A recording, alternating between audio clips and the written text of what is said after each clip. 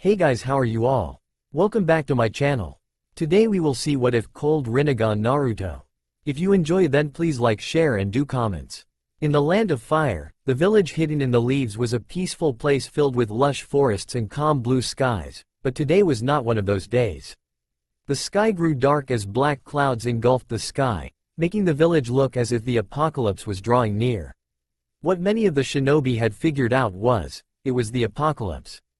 Ninja after ninja collapsed on the ground, only get back up, or in some cases, cease to move ever again. A man with gravity-defying, white hair, and uncovered red Sharingan, looked mournfully at the prone bodies spread all around him. Some were friends, some were enemies, but all were shinobi of the hidden leaf, and they lay unmoving on the ground at his feet. Kakashi Hitaki, son of the infamous White Fang, sighed sadly as he gazed up at the cause of all the chaos erupting all over the village. The most powerful of all the great-tailed beasts, the destructive and feared nine-tailed fox. The attack was totally random. The nine-tailed fox had not been seen the famous battle between Konoha's two founders, Hashirama Senju and Madara Uchiha. Of course, Kakashi was one of the few who knew where the Kyuubi had been for the last 100 years. He knew who it was sealed into and its Jinchuriki. What didn't know was how the Kyuubi escaped from its seal, and that the attack of the demon fox was not random. The nine-tailed fox roared fiercely, its 9 tails lashing out and destroying everything in their path. "Hold it off and wait for the fourth Hokage," a Chunin yelled, his face covered in blood. Kakashi quickly joined the others on the roofs of the buildings surrounding the Kyuubi. He slipped a few kunai out of his pouch and deftly wrapped them in explosive tags. "Fire!" the Anbu captain hollered. All the shinobi hurled the kunai at the fox and shouted, "Shuriken Shadow Clone Jutsu."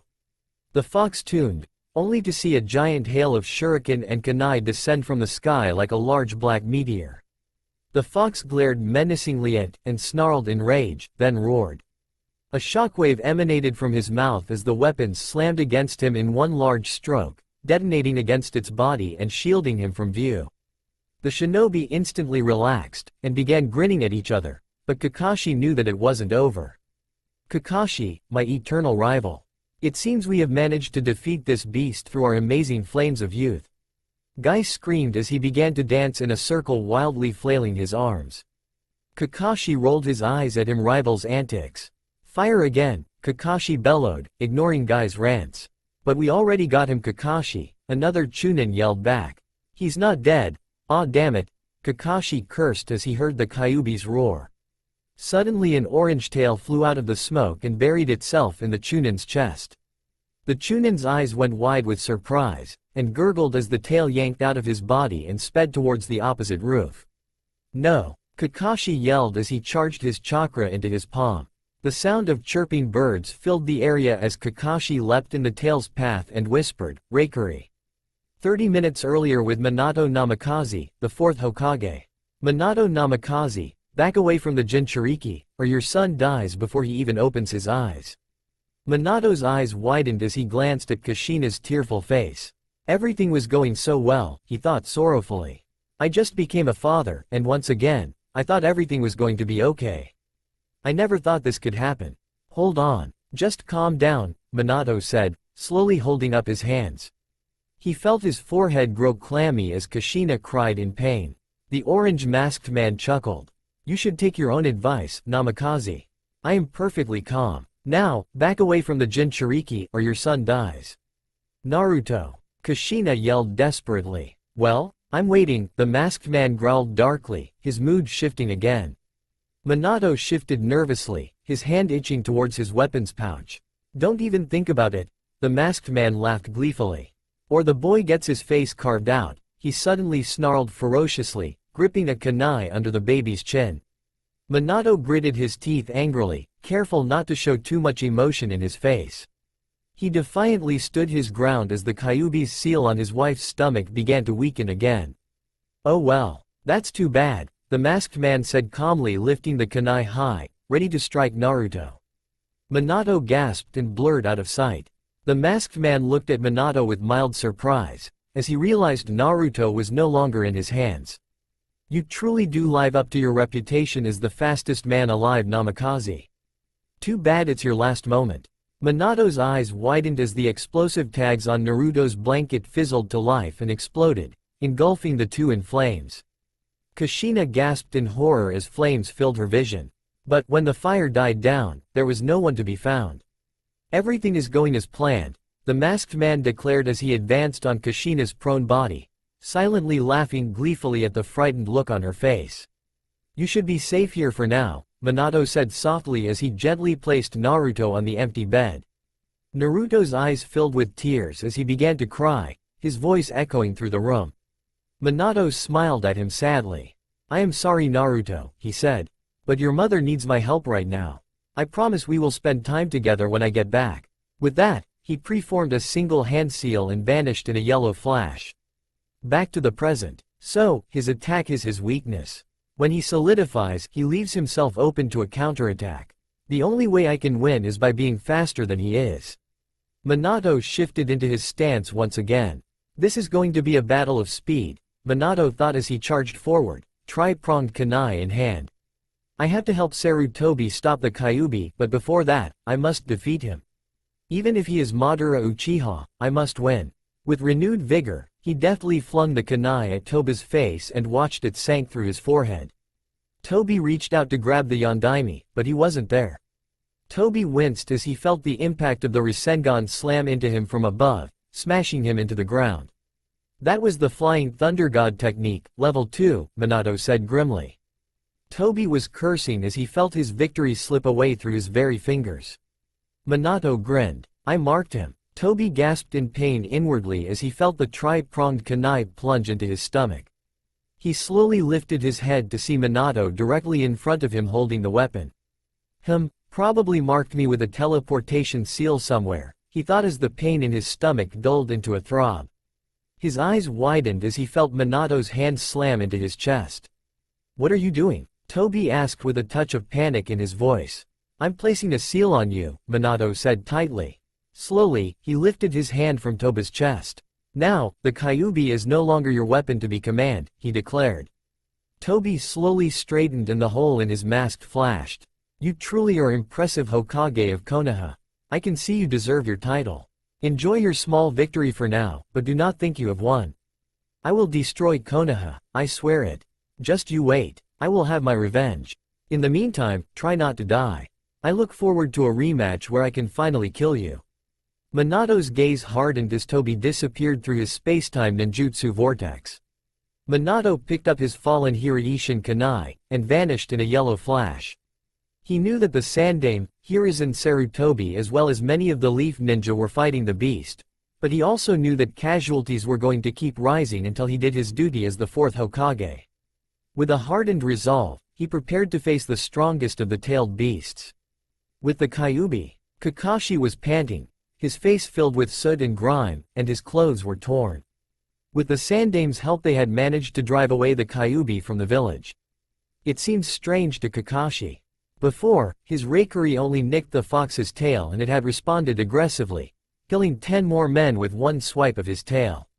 He saw Ganzu Amino tell his son to flee as the fox's tail ended his life. But after it did that, it became less aggressive, almost as if it was letting them drive it out of the village. Kakashi smiled fondly behind his mask. If I know Sensei, he's the one responsible for the Kyuubi's sudden decease and strength. I don't know how, but only he could do such a thing. The nine-tailed fox is falling back. Do not hesitate. Press forward. The Sandaime yelled, wielding his monkey-summoned staff, Enma. Yes, Guy screamed. Kakashi groaned. Here it comes, he thought. Attack with your fiery, passionate flames of youth, Guy screamed passionately at the top of his lungs.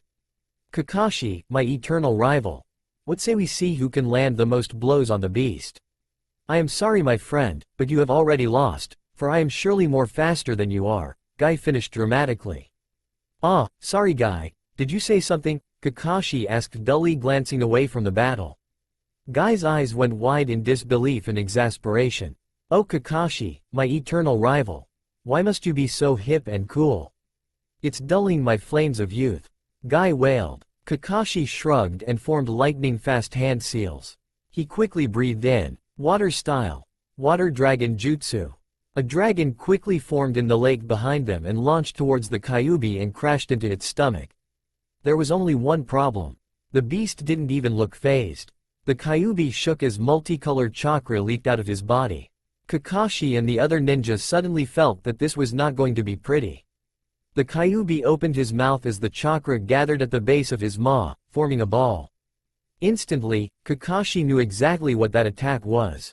The tailed beast ball, he whispered with dread. Kakashi closed his eyes. "Sensei, you better hurry," he mumbled, knowing that if that attack was released, there was almost nothing they could do to stop it.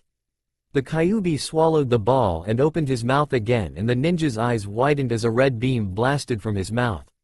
The shinobi all closed their eyes, expecting death, while a select few peed their pants, but the blast never came. Kakashi and the others hesitatingly opened their eyes. "It's gone," Kakashi said, smiling. "Good luck, sensei. Everyone, quickly head back to the village and help however you can," the Sandaime yelled over the joyous cries of the shinobi. "This battle is not yet over." Boom! Minato gasped heavily. Transporting the Kyuubi and himself was very taxing and had cut down his chakra by 1/3. Minato looked up to see the Kyuubi glaring angrily at him. Summoning jutsu, he yelled, slamming his palm on the ground. There was a huge puff of smoke, and from it emerged Minato, atop a monstrously large orange toad with a pipe in his mouth and a sword at his hip. "Gamabunta, I need your help," Minato told him. "What is it now, Gaki?" "Oh, the Kyuubi. This is not good at all. You always get yourself in the worst situations, you know that?" Minato forced a small laugh. "Alright, here we go. Hold on tight now," Gamabunta croaked. He drew his sword from his hip and charged at the Kyuubi with surprising speed. Minato struggled to stay on as the two great beasts exchanged blows. Minato looked on sadly as he realized the battle was entirely one-sided. Suddenly, Gamabunta cried out in pain as one of his eyes was slashed. "Bunta, are you alright?" Minato yelled. Gamabunta grunted in assurance as he leapt back a safe distance. "Alright, Bunta, he's still too close to the village. Get me close enough to him." "Gotcha," Gamabunta grunted and shot forward like a rocket, grappling the Kyuubi with both hands. "Do it, Minato," Gamabunta yelled. Minato formed a hand seal as both sides disappeared in a yellow flash, only to reappear farther away from the village. Minato smiled grimly, despite the situation. His chakra was growing lower by the minute and sweat was dripping down his face. "I have to seal it," Minato gasped. "I have to set up a barrier." Gamabunta nodded, a worried look etched on his face. "Good luck, Gaki," Gamabunta said sincerely. "Thank you," Minato whispered as Gamabunta burst into smoke. Minato raced through hand seals and created a solid purple barrier around himself and the Kyuubi. He looked back at the Kyuubi and gasped in surprise. The Kyuubi was covered in chains, chakra chains. Minato's blood ran cold. He only knew of one person who could use such a skill. He looked down to see his wife, Kushina, chakra chains sprouting out of her back and tightly restraining the demon fox. "Kushina, what are you doing? Why are you here?" Kushina smiled sadly at him. "I am going to seal the Kyuubi back into myself." "You can't do that," Minato argued sadly. "Your link to him is too weak now. You won't have the strength to hold him down." "Minato," she said softly. "I think we both know that I am dying. At Konoha Hospital." "Ow!" Kakashi yelled, rubbing his cheek. "What was the for, Rin?" he demanded indignantly. "For being such a dumbass," she retorted angrily. "What were you thinking sneaking away from the rest of us?" "Perhaps his flames of youth were not bright enough," Guy interjected helpfully. "Oh, sorry Guy, did you say some ow, mother f? Don't you dare complete that sentence," Rin warned. Kakashi gulped audibly and shut up instantly. "Besides, it was your own fault you and Guy got hurt. You two were the only ones who had the nerve to disobey Kurenai-san's father's direct order to stay put. It's not my fault if you keep squealing like a baby every time I dress a wound. By the way," she said in a more serious tone, "have you heard from Minato-sensei yet?" Kakashi stared at the ground for at least a minute before replying. "He teleported the Kyuubi away. My guess is he's fighting it himself." Rin gasped. "Do you think he'll be okay?" she asked worriedly, her eyes wet. Kakashi put on a confident smile behind his mask. "Of course he will. He is the Hokage after all." "I know," she said sadly. But I wonder how far the power of the Hokage can reach, she thought to herself. With Minato and the Kyuubi. Kushina, there is only one way to end this, Minato said sadly. Naruto, who was still in her arms, began to cry. Kushina's eyes filled with tears. I can't, she cried. He is our only son. I cannot let him lead the life of a Jinchuriki. Please, Minato, not my son. Kushina, he said gently. Who else can I ask? How can I possibly ask someone else to sacrifice their child, Kushina? Kushina lowered her head, letting the tears flow freely across her cheeks. Suddenly, the chains snapped. Minato and Kushina gasped as they saw the Kyuubi's claw heading straight towards their newborn son. No! They cried and immediately leapt in the claw's path. Minato and Kushina both gritted their teeth in pain as they felt the claw plunge through their backs, and stop just before Naruto. Minato, Kushina whispered. Thank you for everything, she said softly. My only regret is that I couldn't see my son grow up into a handsome man, and I couldn't experience a real family. I understand it is your duty. Minato nodded slowly, a single tear rolling down his cheek. He looked down proudly at his son. Jiraiya-sensei once told me that I might be the destined child, but I never believed him. There is a reason you were born, Naruto. You have a great destiny, and I have no doubt in my mind that you will make me proud. If only I could be alive to watch you and guide you along the way. Suddenly, Naruto's eyes opened. Minato gasped. The boy's eyes were purple with rings inside. The Rinnegan, he breathed in awe. Then he frowned. If the boy was able to use the Rinnegan when he was born, then that meant that he would not be able to survive. Chakra would constantly be released from his body. It would kill him, unless he gained the right amount of chakra to use it. He held a hand over the boy's forehead, and whispered, 5 elemental seal. A blue glow filled the boy's forehead as the Rinnegan disappeared and was replaced with warm sky blue eyes. Minato stumbled as he felt the backlash from using so much chakra hit him full force. I will seal half the fox's chakra in Naruto, and keep the other half under lock and key until he is ready. He quickly handed the boy to Kushina, who kissed him gently on the forehead and both cheeks. Good luck, my son, Naruto. He held the baby towards the fox and cried out, Dead demon seal. Hiruzen Sarutobi, the retired Sandaime Hokage, looked down sadly at his wife's grave. He looked around and he was not surprised to see many others doing the same. So many had died last night, over 1/3 of the village's forces. The Sandaime sighed, letting his thoughts wander. Bawako's death was strange, he mused. It did not look like the work of a monster. It almost looked a kunai stab. The Sandaime shook his head ruefully. The only one could have told him how his beloved wife died, had left the world of the living. Another death that was painful to bear. Mionto and Kushina, after the sealing, had seemingly disappeared. The Sandaime already guessed that they had sealed their remaining chakra in Naruto, in order to speak with him someday. He groaned inwardly. Naruto, the poor boy.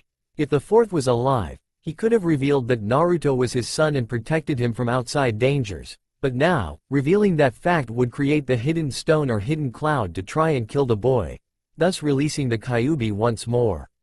Sarutobi was not by any means in his prime, and feared he would not have the power to protect the boy like Minato could. The only way to ensure the boy's safety from outside forces was to change his surname to Uzumaki, and not reveal his parentage until the time was right.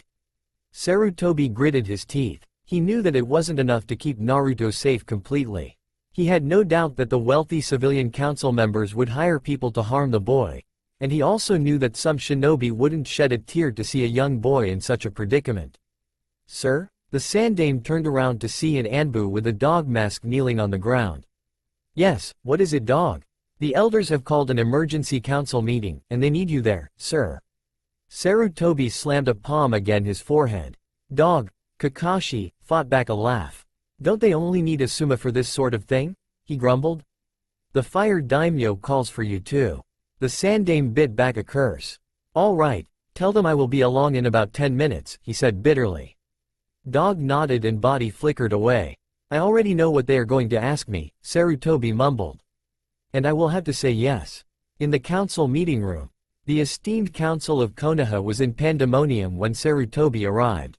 The Sandaime groaned in annoyance. The council had not changed since he left. Only one thing had changed.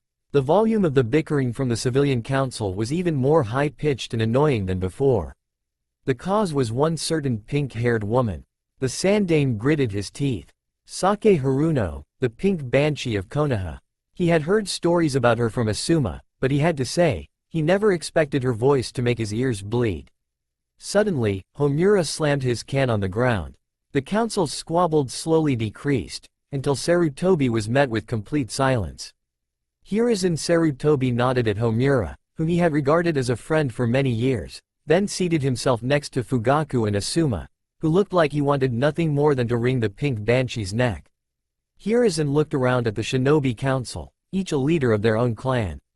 Fugaku Uchiha, Hiyashi Hyuga, Sume Inazuka, Shuza Akamichi, Shikaku Nara, Inoichi Yamanaka, Asuma Sarutobi, Shibi Aburame, Agari Kedwin, and Haru Kurama, last two OC. He then glanced at the civilian council with mild disgust, not recalling all of their names. There was Sake Haruno, and a fat, bald, rich civilian named Guro, but he couldn't recall the rest, or rather he didn't want to recall any more idiots like that. Order! Homura yelled as a few civilians began bickering again. They instantly shut up. The Sandaime grinned. Homura would have made a good Hokage, but unfortunately, he wasn't powerful or influential enough. The large screen at the top, behind the Hokage's empty seat flickered to life, revealing the smiling, skinny, fire daimyo leisurely waving his fan on his face. "Hello honorable council members," he said silkily. "We are gathered to announce the coming of the next Hokage." The council members murmured and muttered excitedly amongst themselves as the fire daimyo continued. "Now, are there any suggestions?" The fire daimyo suddenly promptly waved a hand at Homura lazily, ordering him to continue for him. "I nominate Orochimaru of the Sannin," Kaharu said smugly, subtly nodding at Danzo. The fire daimyo made a face. "Orochimaru? Never liked him. Too much of a meanie. I'm sure he doesn't take a bath either." The council members' sweat dropped as the fire daimyo yawned again. The Sandaime frowned. Orochimaru was becoming more distant and mad than ever before. It worried him. "I nominate Jiraiya of the Sannin," Shuza declared, sneakily munching on potato chips under the table. Sume growled at the name. The fire daimyo's eyes widened in interest. "Oh, excellent choice. I always liked that Jiraiya. But, I don't think that Jiraiya would want to be Hokage." "Sarutobi, what do you think?" Hiruzen had been giggling, thinking of the orange books that Jiraiya wrote. He placed a finger on his chin thoughtfully. "I think you are right, Daimyo-sama. Jiraiya would never take the job. Besides, it is crucial for him to maintain his spy network in these dark times. We don't know who has heard of the Fox's attack, nor do we know who will attack us in our unstable condition."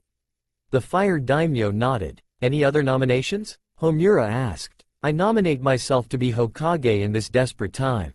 Though I know it will be a burden, I must do my duty as." "No Danzo," the Sandaime spoke. Danzo's face darkened as he gritted his teeth in rage. "I nominate myself as Hokage since I am the wealthiest lady of the leaf."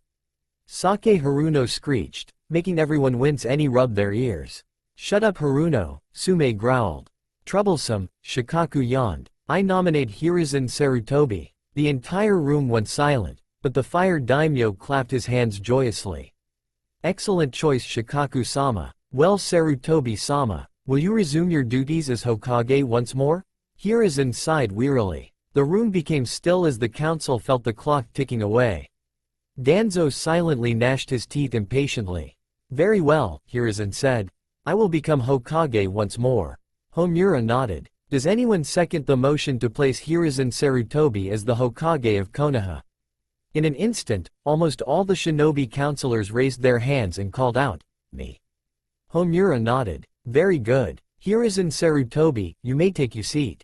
Hiruzen groaned and walked up to the front and seated himself in the Hokage chair. "Am I done now?" "Yes, finally." The daimyo screamed as the screen blinked out. Hiruzen leaned on his hands, putting his elbows on the desk. "Very well. On to our first order of business," he began. "The new Jinchuriki of the Kyuubi no Kitsune." If the council was nervous and chaotic before, then it was nothing compared to right now. Complete chaos issued through the room in a volume that even Sake Haruno couldn't match easily. The Sandaime grumbled in annoyance as he rubbed his forehead, trying to rid himself of his glaring headache. Curse you Tobarama-sensei for creating this council, he thought ruefully. I thought the job of the council was to advise and support the Hokage in these matters. Instead I get these idiots who are making my job 10 times more difficult than before. Silence, the Sandame shouted. At once, the council room grew quiet. The Sandame sighed with relief, and nodded at them gratefully. That's much better, he said. Now, one at a time is not two.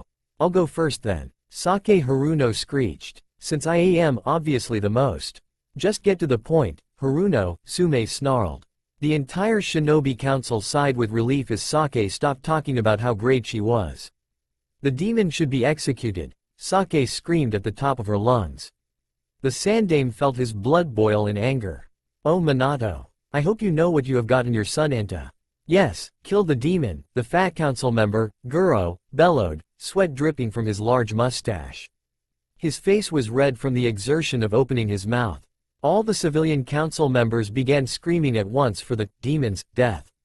Suddenly, they abruptly stopped and began to shiver and wheeze as if a huge weight was crushing them on their backs. The shinobi began to sweat as the Hokage's powerful killer intent laced through every one of them like a spear. The Hokage stood up, a fierce glare adorned his face, and his mouth twisted into a frown. Honestly, he was disappointed in his village. He had even seen some of the shinobi clan leaders joining in the call for Naruto's death. You have no idea what you are saying, do you? We are saying, silence yourself Sake, the Sandame whispered darkly. Saki's face went white with fear. This boy is our savior. Do you not realize it? Most of the council members, even the shinobi council members looked at each other in disbelief, wondering if their Hokage had finally lost it. What do you mean Hokage-sama? Inoichi asked curiously. I mean, that the boy's death would only release the Kyuubi once again. Do you really have so little faith in the Yondaime's sealing ability? The shinobi council glanced at one another guiltily, but a majority of the civilian council looked rather indifferent. It's not that we do not trust the Yondaime's sealing ability, Sarutobi, Danzo began. Hiruzen and Homura looked at each other with knowing glances, expecting Danzo to begin something like this. But, Danzo continued, I, for one do not trust this boy to be able to hold the chakra of the strongest of the tailed beasts. Hiruzen's eyes narrowed as the councillors murmured in agreement. Danzo smiled serenely, happy that his plan was going well so far. How about you let me train the boy, Sarutobi, Danzo remarked. I can teach him to keep that foul dirty beast inside him leashed and chained. Hiruzen shook his head immediately.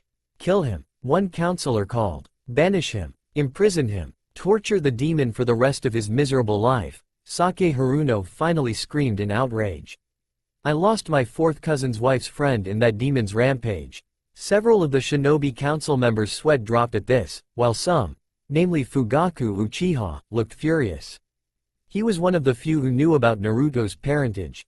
He didn't like the Yondaime very much, but he respected the man's strength, and owed him his life. He found it insulting for a man who was so great to be mocked in death. The civilians, however, looked horror-struck and very sympathetic to Sake. The fools, the Sandame snorted. He was only in office for a few minutes and already he was beginning to regret his decision. No, he told himself firmly. I must do this for Naruto, and for Konoha. I must keep them both safe and alive. Silence. Hiruzen bellowed angrily. The other looked at him expectantly. Hiruzen took a deep breath to calm his nerves. It had been too long since he had been Hokage. He had grown soft in those years he wasn't in a position of power. Minato had an uncanny gift for leading the council his side of the argument while simultaneously keeping Saki's rants to a minimum, and foiling Danzo's plans. Hiruzen once had that kind of strength, to some degree, but he was old now. Old and tired. You will all listen to me right now, and listen well for I will not repeat myself. Hiruzen began stiffly. Naruto Uzumaki's Jinchuriki status will not be mentioned at all from this day.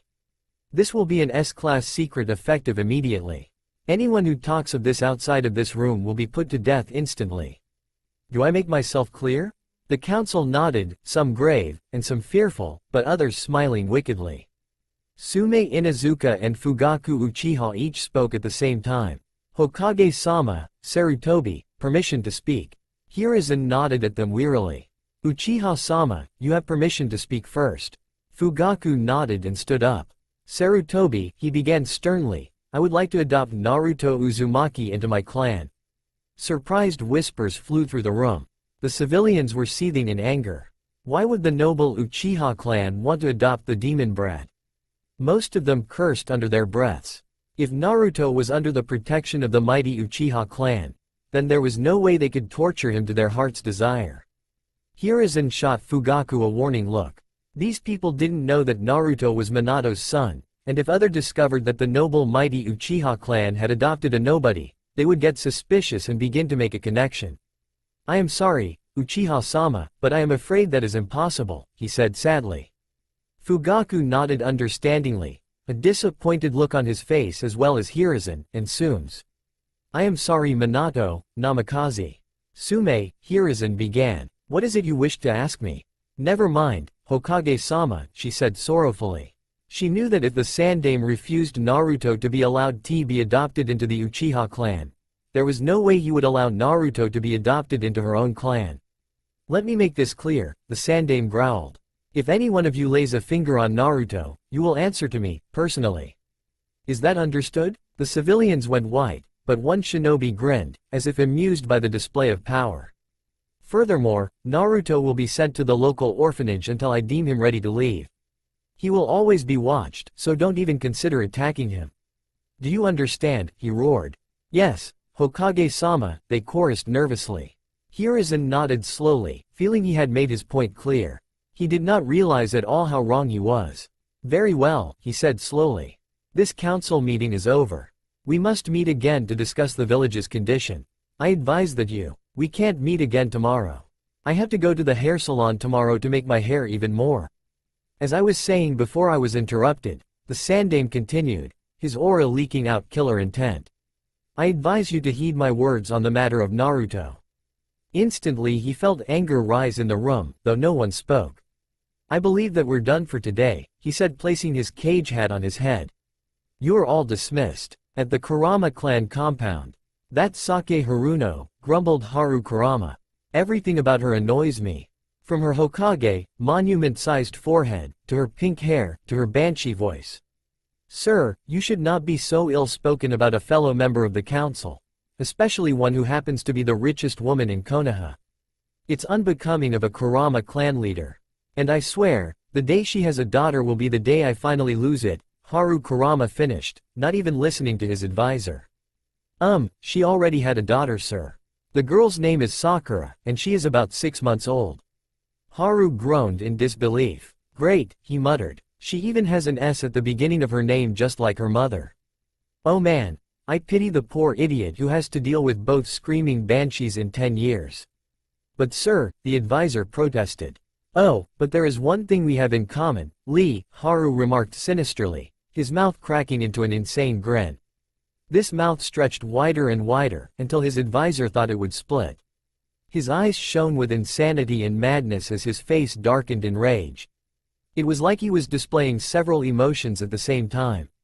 The advisor looked impassive as though he had seen this many times before. We both despise the demon that the fool, Sarutobi is trying so hard to protect, he finished menacingly. With Kakashi. Are you okay? He asked hesitantly. She wiped a few tears away from her eyes as they both stood at the spot where their sensei had vanished. Quote, first Obito, now Minato sensei, I don't know, she sobbed helplessly. Kakashi put a hand on her shoulder, trying to be emotionless. He looked up at the sky, wondering what exactly had happened. He knew that the Kyuubi was the strongest of the tailed beasts, but he had always pictured his sensei as invincible. Never once did he recall his sensei losing a battle. He also had no idea how to make Rin feel better. Even in death, she sobbed angrily. Even in death, the Kyuubi will pay.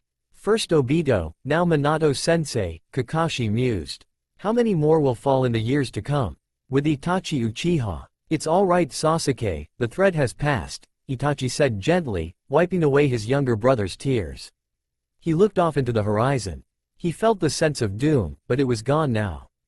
Everything seemed like it would be all right. Sasuke abruptly began to wail again. Itachi looked off towards the Hokage tower, far in the distance, wondering when his parents would return. He then looked back at Sasuke. Itachi smiled. Now, brother, don't cry, it is your first birthday after all, he said softly, putting his younger brother down into his crib. Don't worry, I'll always be here to protect you, he declared, watching as the red dawn erupted into sunlight. At the Hyuga compound, Hiyashi Hyuga, head of the noble Hyuga clan, stared hopefully at his twin brother Hizashi. Did you do as I asked, Hizashi? Hizashi nodded. Hiyashi sighed wearily. What were the results? He asked, trying to remain emotionless. I am sorry, brother, Hizashi said sadly. But it seems to be as we feared. Hiyashi's pale purple eyes began to shine as he fought not to lose his composure. He couldn't believe what he was hearing. His wife, mother of his firstborn daughter, was dying. How long, brother? He asked. How long does she have left to live? Perhaps an hour, perhaps a year. Hizashi replied, his face pointing at the floor. It could be any time, couldn't it? Hiyashi gasped in horror as he rushed to his wife's room, hoping for the best, but fearing the worst. In the Hokage's office, Hiruzen Sarutobi slammed his forehead on his desk in frustration as his assistant continued to bring in piles of paperwork. There were many important things to be signed, such as permission for certain village repairs, permission to investigate various suspicions, permission to execute the demon. Whoops, better reject that one, he mused angrily. Honestly, do these idiot civilians have anything better to do? He wondered. Or the shinobi for that matter, he added, realizing that a few of his shinobi had requested for the demon's execution. He was about to reach for his next stack of paperwork, but just then, the assistant entered. Lord Hokage, she began, bowing. Elders Homura, Kaharu, and Danzo request to speak with you immediately. Demand, more like, he thought. Send them in, he said, hastily clearing his desk of paperwork, and stashing the orange book he was about to read under the table. The assistant bowed again and exited the room, only to return with the three elders. Homura, a old, gently-looking man, with thick glasses and gray hair. Danzo, a dark-haired man, with shut eyes, a half-mummified body, and a X-shaped scar on his chin. And lastly, Kaharu, a plump, toad-like woman, with unintelligent beady eyes and sagging cheeks that seemed to reach to her shoulders. Lord Hokage, Homura said. The villagers are waiting below the podium for you to speak as our new Hokage. Kaharu and Danzo made bitter faces as this, but inclined their heads ruefully. Hiruzen inclined his head and put on his cage hat and garb. He then proceeded to fall into step between his two former teammates and old friend as he walked to address the citizens of Konoha. He stood in the shadows behind the curtain as the three elders proceeded to the top of the podium, far above the Leaf Village's heads. Homura took a deep breath, ready to relay the bad news to those who had not heard it. People of Konoha, Homura began, his voice booming and echoing across the village. On this tragic day, we have lost our most powerful friend. Rin began to sob, as Kakashi stared sorrowfully in the distance. He really is dead then, he thought. Minato Namikaze, our fourth Hokage. Our most loyal protector. Our most talented shinobi. You were our key to victory in the Third Great Shinobi War. You were our most trusted friend, our most loyal comrade. No one gave up more for this village than you. Hiruzen nodded, thinking of Naruto. We lay you to rest, Homura finished. Sobs and cries were sounding throughout the entire crowd. Sarutobi smiled sadly. Even Tobirama Senju could not match Minato's legacy.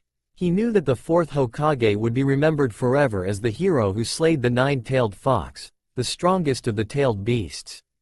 The yellow flash of Konoha would live on forever, in their hearts. Cries of the pain of loss echoed in the village below the Hokage Tower.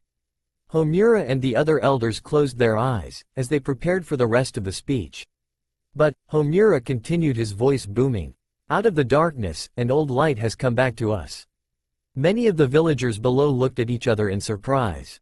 Could he be talking about the arrival of the next Hokage? They whispered to each other excitedly. Hiruzen scowled. He certainly did see himself as an old light.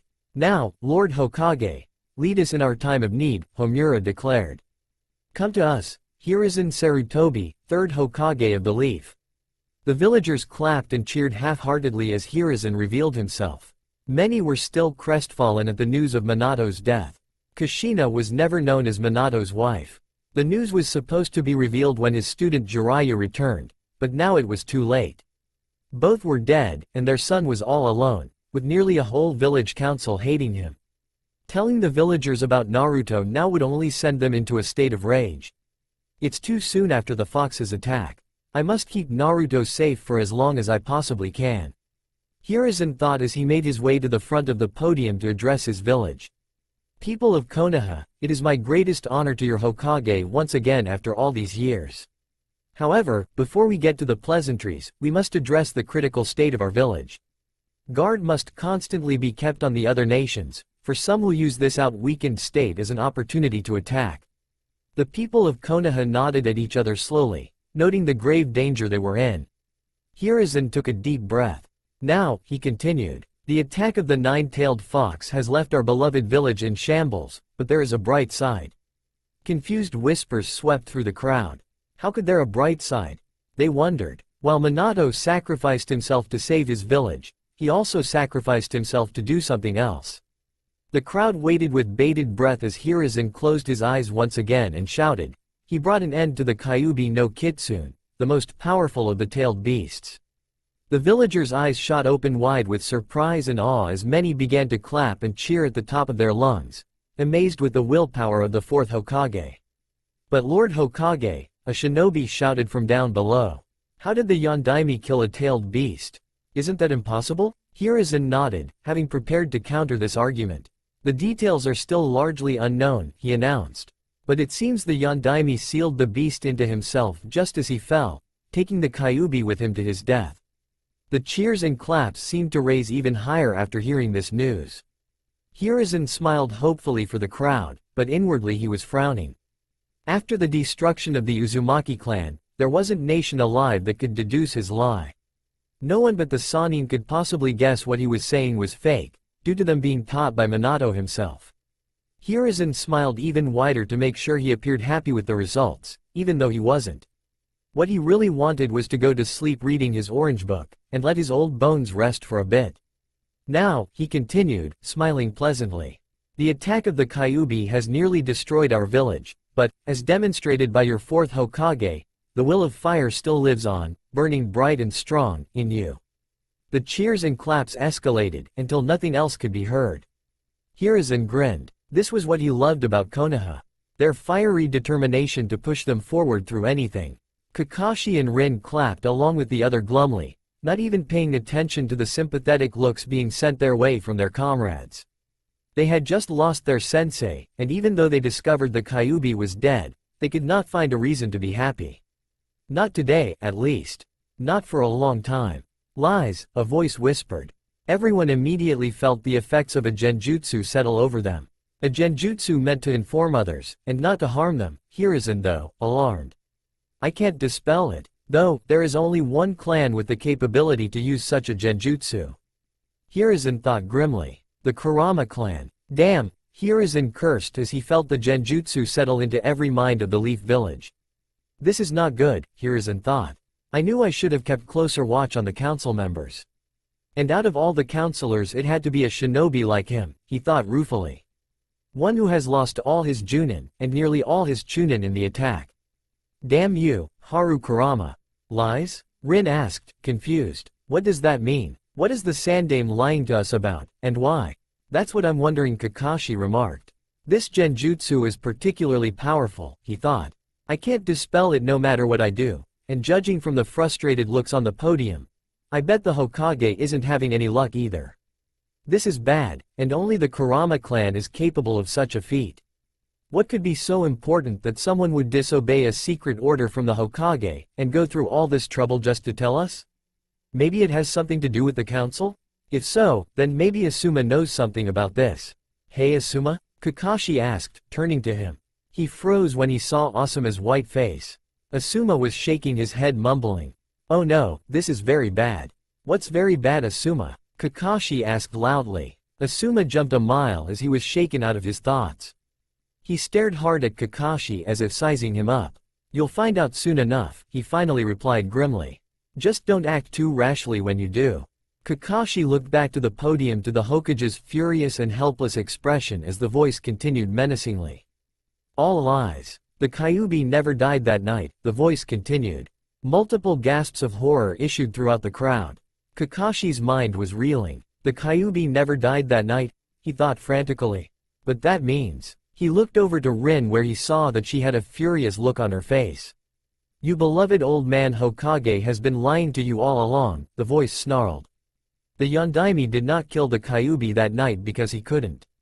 No one can kill a tailed beast. He was a master of seals. He knew that if he sealed the beast in himself, the Kyuubi would escape as he died, so he did the next best thing. The voice paused dramatically, then roared in rage. He sealed the Kyuubi in a newborn baby, making it the Kyuubi's demon incarnate. This boy will be our downfall. As shinobi, we must finish our noble Yondaime's work and slay the child, just as he would have wanted, to avenge our fallen comrades. The entire crowd was silent, shocked by the turn of events. Kakashi and Rin subtly nodded at each other, knowing what they had to do. They slowly slipped away from the crowd to prepare to do what had to be done. In the name of Konoha, Hiruzen Sarutobi closed his eyes, wishing he was dead. Already the villagers were being awoken from their shocked state, and already, many were calling for Naruto's death. For the first time in his life, he had absolutely no idea what to do. He turned helplessly to the elders, who all were sporting different expressions. Homura's face was grim, while Kaharu and Danzo wore triumphant grins on their faces. What should we do, Hiruzen? Homura asked gravely. I don't know, Hiruzen said, panicking. There were several things he could do, but at the moment, he was clueless. He had hidden Naruto away in his compound, being watched over by his daughter-in-law, and the rest of his most loyal clansmen, but he knew that Naruto's location would not remain hidden for long. Sarutobi, may I have a word with you? Hiruzen whipped around, surprised to hear Danzo's voice. He nodded as he followed Danzo behind the curtains of the Hokage Tower's podium. Do you know where it is? Rin whispered harshly. Kakashi nodded in response. He knew that for the demon to be safe, the Sandaime would trust no one but himself to ensure that. Kakashi then guessed that the demon was being watched over at the Sandaime's own compound, the Sarutobi compound. Rin and Kakashi's body flickered out of sight, reappearing in front of the Sarutobi compound.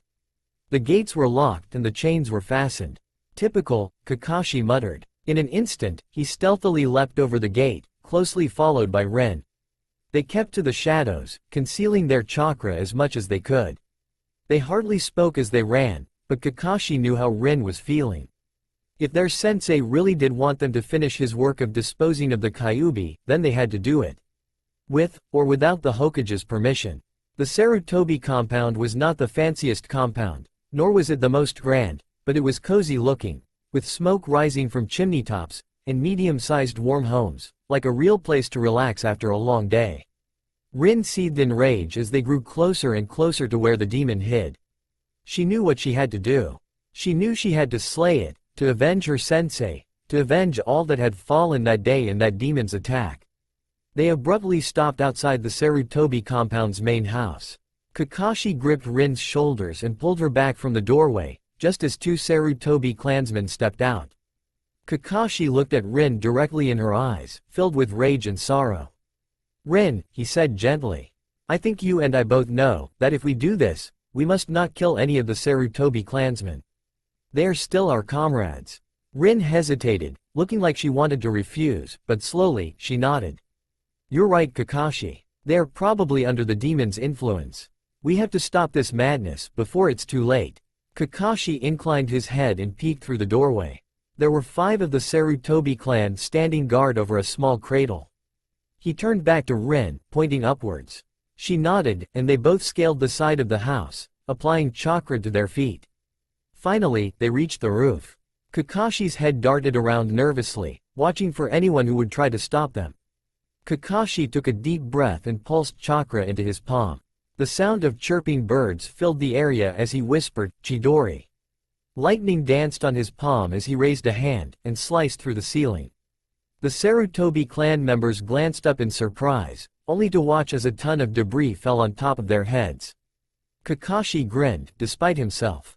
He had aimed just for the people guarding it, with just an amount of debris to knock the shinobi out. He and Rin leapt through the opening in the ceiling and landed on the ground silently, eyeing the crib in the center warily. Kakashi and Rin walked over to the covered crib, and readied themselves to finish what their sensei started. Kakashi readied a Chidori in his other hand, while Rin gripped her kunai as Kakashi's hand gripped the edge of the cloth, and flung it upwards, uncovering what lay underneath. "What is it you wished to speak to me about, Danzo?" Hiruzen said coldly. He had long since abandoned calling Danzo a friend, ever since he discovered the inner workings of his now disbanded Root Division. "To tell you to get a grip, Sarutobi," Danzo said curtly, as if talking about the weather. "These are your people. You are the Hokage. Take control of the situation and demand them to follow your orders, as they should. Get a grip," he finished, almost angrily. Hiruzen stared, open-mouthed, at the elder. Never in his wildest dreams did he expect Danzo to give him a morale boost. "Nevertheless, this is why Tobirama-sensei did not choose you to be Hokage, my very old friend," he sighed gently. "Force will not solve anything. Listen to what I am saying, Sarutobi," Danzo snapped angrily. "I never told you to use force now, did I? I know you are too much of a soft-hearted fool to resort to such things. No, I am telling you to demand them to obey your orders. You are the Hokage, and as Hokage, they must obey you whether they wish to or not. It is the law. They may hate you for it, but it is the right thing to do, until the boy himself proves his worth to them. It's the best choice to make right now. The right choice, is it not, Sandaime Hokage?" Hiruzen stared at his old friend, shocked. Never had Danzo acknowledged him as Hokage, and never did he help him in any kind of way. If Danzo of all people is telling me how to govern my village, then there really must be something wrong with me, Hiruzen thought. He slowly lifted his arm, and placed a hand on Danzo's shoulder. "Thank you, old friend," he said sincerely. Danzo huffed and knocked off Hiruzen's hand from his shoulder angrily. He began to walk away, but suddenly, he stopped, and turned around.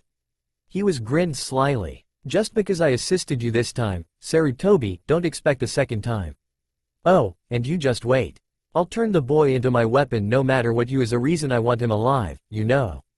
He knew Hiruzen had seen through his plan from the very start.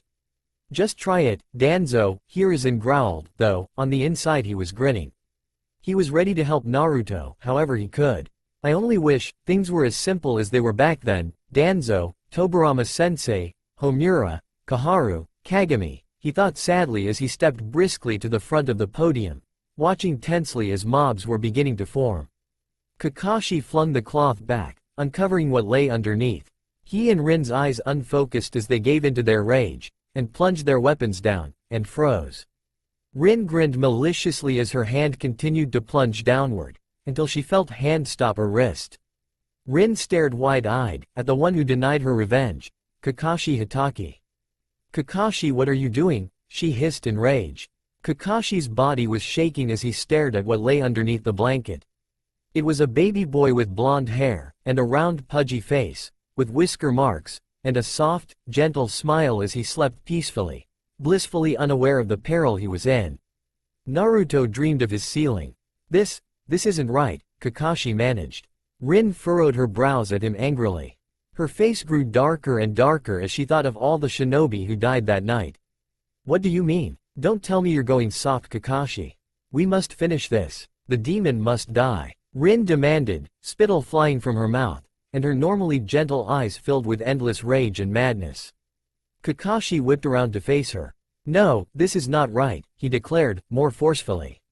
Rin snarled as he tightened his hold on her wrist. "Let me ask you this, Rin," Kakashi said, his voice dangerously calm. "Would Sensei ever execute a child? Think, even if it were Madara Uchiha, reborn as an infant, do you think he would do it? That doesn't sound like the Sensei I know. Let go of me?" Rin demanded. "No," Kakashi declared. He looked back at Naruto hesitantly. "Sensei would give the child a second chance. That's the Sensei I know. We're leaving, Rin." Kakashi growled as Rin tried to use her free hand to stab the boy with a kunai hidden in her sleeve. "Not you too, Kakashi," she screamed insanely. "It has you under its spell, just like the Sandaime. I must slay it before." "That's enough," Kakashi growled. He and Rin disappeared in a swirl of leaves. There was a moment of silence. Suddenly, a lone figure stepped out of the shadows, staring at the sky through the hole Kakashi's Chidori had made. "I knew I had the right instinct to trust you, Kakashi," Asuma laughed quietly. Your sensei would be proud. At the Hokage Tower, people of Konoha, the Sandaime shouted. The chaos did not cease below. Hiruzen gritted his teeth in anger. Stop, he shouted powerfully, his voice lacing with powerful killer intent. The civilians and genin coughed and wheezed under the pressure. Everyone instantly froze as the Hokage snatched Homura's cane from his hands and slammed it on the ground in front of him, creating a powerful boom. You are the people of the Hidden Leaf Village, among the most powerful of the 5 hidden villages. Act like it, he thundered murderously, making even the Junin cringe under the power of his voice. You will listen to me right now, he said tightly. You will not speak of this incident again.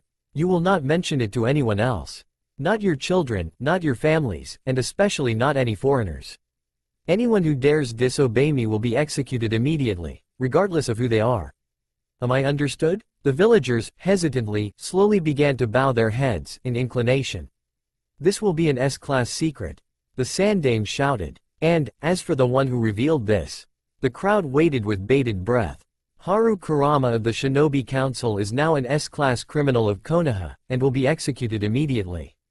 The same fate awaits any who disobey this law. This meeting is over, the Sandaime finished. The Sandaime has become a victim of the Kyuubi's mind control. We must slay the beast now, a nameless Chunin yelled idiotically. Suddenly, he gasped in surprise as the Sandaime appeared directly in front of him. Let me make this perfectly clear, the Sandaime growled angrily through his gritted teeth. If any of you hurt Naruto, you will answer to me. His fist shot out and slammed the Chunin into the wall. The Chunin's eyes rolled into his head, as he slumped unconscious. Take him to Ibiki, the Sandaime said emotionlessly. The then turned around and body flickered to the top podium. Homura tapped his foot impatiently on the ground, holding out his hand. Hiruzen grinned sheepishly as he rubbed the back of his head, and handed Homura back his cane. Sorry about that, he said, grinning. But I needed to make a point, you know. Homura rolled his eyes, but a faint smile was gracing his features. You never will change, will you, Hiruzen? He muttered as they disappeared behind the curtain. In the execution chamber, Haru Kurama, you are charged with revealing an S-class secret issued directly by the 3rd Hokage. How do you plead? Guilty, Haru grinned maliciously through his bloody lip and face. I was happy to cause the demon some harm before someone else ends his miserable life. Now, I can rest in peace, knowing that, in some way, I have avenged my comrades. If you're quite done, the executioner growled. He lifted his battle axe high over Haru's neck. Haru laughed maniacally until the axe landed, splitting his head from his body. Haru's face was frozen, in a mid-laugh, as though he still was happy with a small taste of revenge. A small girl watched sadly, through her mind. She watched as her uncle was killed. Why? Why must it end this way? She cried in rage. Why? Suddenly, she stopped crying as her eyes snapped open. She clutched her bedsheets in rage, as she thought of what had transpired. She closed her eyes and vowed that she, Yakumo Kurama, would find the demon who was the cause of the death of her family, and end him. In the Hokage's office, Hiruzen rubbed his face wearily as he warily studied the stacks of paperwork in front of him. He sighed as he stared out the window, at the morning sun. He yawned absent-mindedly. Maybe I'll just finish this up tomorrow, he thought wistfully, wishing you were asleep. Still struggling with that damned paperwork, sensei? Hiruzen's eyes shot wide open in surprise as he saw his student, Jiraiya, his back leaning against the doorway. Jiraiya's white hair was as long as ever, with red-lined tattoos on his cheeks and a scroll on his back.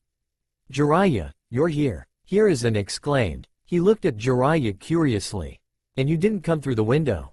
He realized. Jiraiya's grin became a seriously grave frown as he stared at Hiruzen. Jiraiya, what have you found out? Hiruzen asked immediately. Jiraiya slammed the door and sealed it. He turned back to Hiruzen with a troubled look on his face. We've got trouble, he said finally. What is it now? Hiruzen said wearily, rubbing his forehead. Bad things seemed to be happening, one after another. Just when he felt like things were calming down, Jiraiya returned, announcing an approaching storm, so to speak. Hiruzen suspected it would be a while before things would start to calm down again. But, for now, he watched nervously, as Jiraiya spread seals all over the office. He hadn't seen his former student this worried since the 3rd grade Shinobi War. And the way he was sealing everything he could lay his hands on, it was not comforting in the least. He deftly cleared his desk of paperwork, and clasped his hands together, with his elbows on his desk, watching as his student sealed the window shut. He turned and stared at Hiruzen, as if sizing him up. "Dismiss your Anbu," he said finally. "Oh, of course, I nearly forgot," Hiruzen said absent-mindedly. He waved his hand, and instantly, there were several swishing sounds as Jiraiya temporarily unsealed a barrier to allow the Anbu to exit the Hokage's office. Jiraiya bowed his head, as he fought to form words. He held up a hand. "First of all, a question," he said. Hiruzen nodded slowly, knowing exactly what Jiraiya was going to ask. "Is Minato?" "Yes, Jiraiya," Hiruzen said solemnly. "I am sorry." "Don't be," Jiraiya whispered, back-turned. "He got his wishes fulfilled in life. He became a powerful Hokage. He married Kushina. He has a wonderful son." Hiruzen's eyes shot open in alarm. "How do you know about that?" he nearly shouted, rising from his chair. Jiraiya did not answer him. Hiruzen was shaking. "How could you know that?" he said, shocked. "How did you know that Naruto survived?" Jiraiya closed his eyes, and turned to face his old sensei. Hiruzen's eyes widened as he watched a tear escape from Jiraiya's closed eye.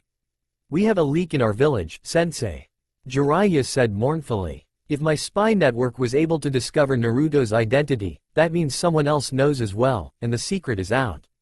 Naruto will never have a normal life now." Hiruzen snarled as he thought of anyone who would dishonor the Yondaime so much as to reveal his only son. "Who could have done this?" he roared angrily, smashing his fist into the wall. Jiraiya did not answer. Hiruzen whirled on him. "And how can you say that he will not have a normal life now? We can still protect him, and if the rest of the villager are still unaware, then the person who knows the secret of Naruto's parentage is keeping it to himself. All hope is not lost." "You don't get it, do you, sensei?" Jiraiya shouted. Hiruzen blinked. Even if only one person knows of the last Namikaze in existence, there is a reason he would keep it to himself.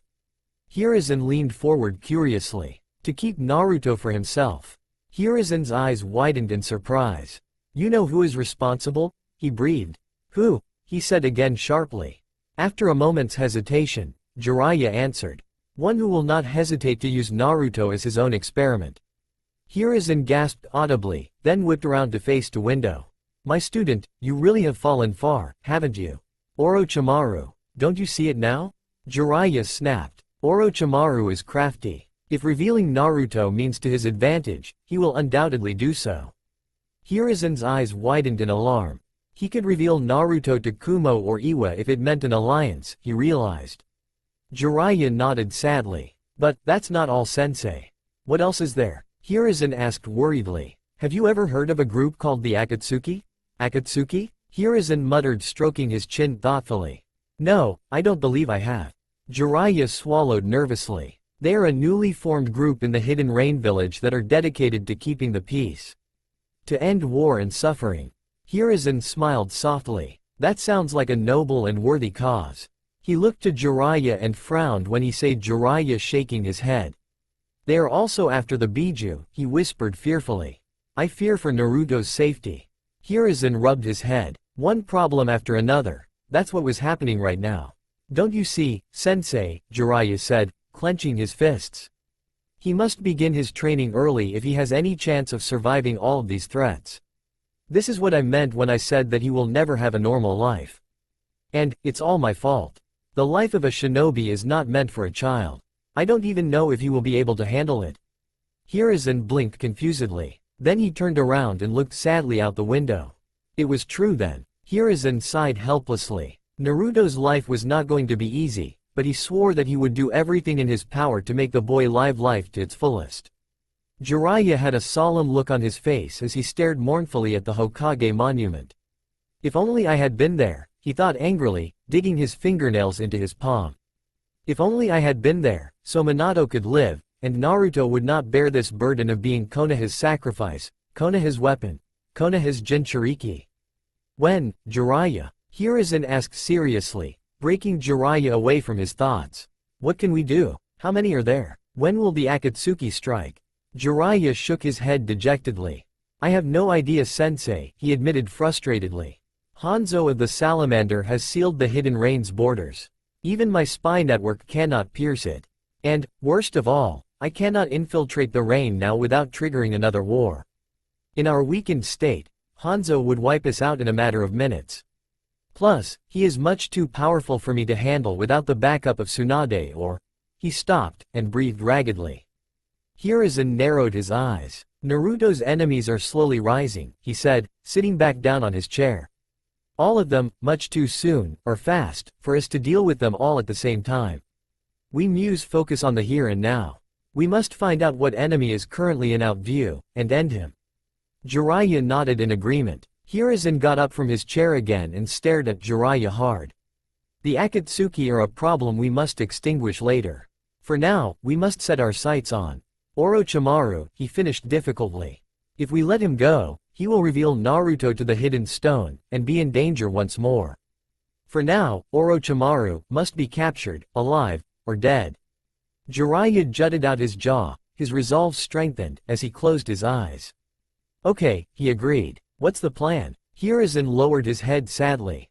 This was his duty, to eliminate his former student. Orochimaru, why? 5 hours later, sunset, top of Hokage Monument. Jiraiya sat atop the head of his old student as he dangled his legs over the side of the Hokage Monument. He looked towards the setting sun, smiling slightly as he watched it. Suddenly, he gasped, and whipped out his long-ranged telescope at the direction of the hot springs at the far end of the village, giggling at what he saw. You will never change, will you, Jiraiya? Jiraiya pouted childishly and removed his eye from his telescope to see his former sensei with an identical telescope, giggling perversely. Neither will you, Sarutobi-sensei. Jiraiya said lightly, placing his elbows on his knees. They both sighed as they looked at the darkening clouds above. Orochimaru's betrayal had hit them quite hard, but they were not the only ones. Elsewhere, a small, 6-year-old girl with purple hair was sobbing quietly under her blanket. Both Jiraiya and Hiruzen acted nonchalantly, but truthfully, they were both hurting inside. They could not believe how far their former comrade had fallen over the years. Jiraiya recalled what his former teammate had said to them before he escaped along with his new group. A young, white-haired boy with pale skin, a dark-haired girl with a tough attitude, and a burly man with huge muscles and a huge club. This foolish village will fall, mark my words. Your little Jinchuriki will never have another peaceful moment in his life. Minato Namikaze will rue the day he ever had a child. I will burn this wretched village to the ground, mark my words, Hokage. So, where is Naruto going to go now? Jiraiya wondered. I am planning to send him to Konoha's orphanage for the time being, Hiruzen replied, taking out his pipe. Jiraiya made a face, but nodded reluctantly, understanding that little Naruto did not need any more attention drawn to himself than necessary. You watch him, sensei, Jiraiya warned. Now that the damn Kurama has revealed Naruto's status as a Jinchuriki, I have no doubt in my mind that they will try to break him as much as they possibly can under the radar. Hiruzen nodded tired, then furrowed his brow. You mean, you won't be staying then? No, Jiraiya announced, standing up.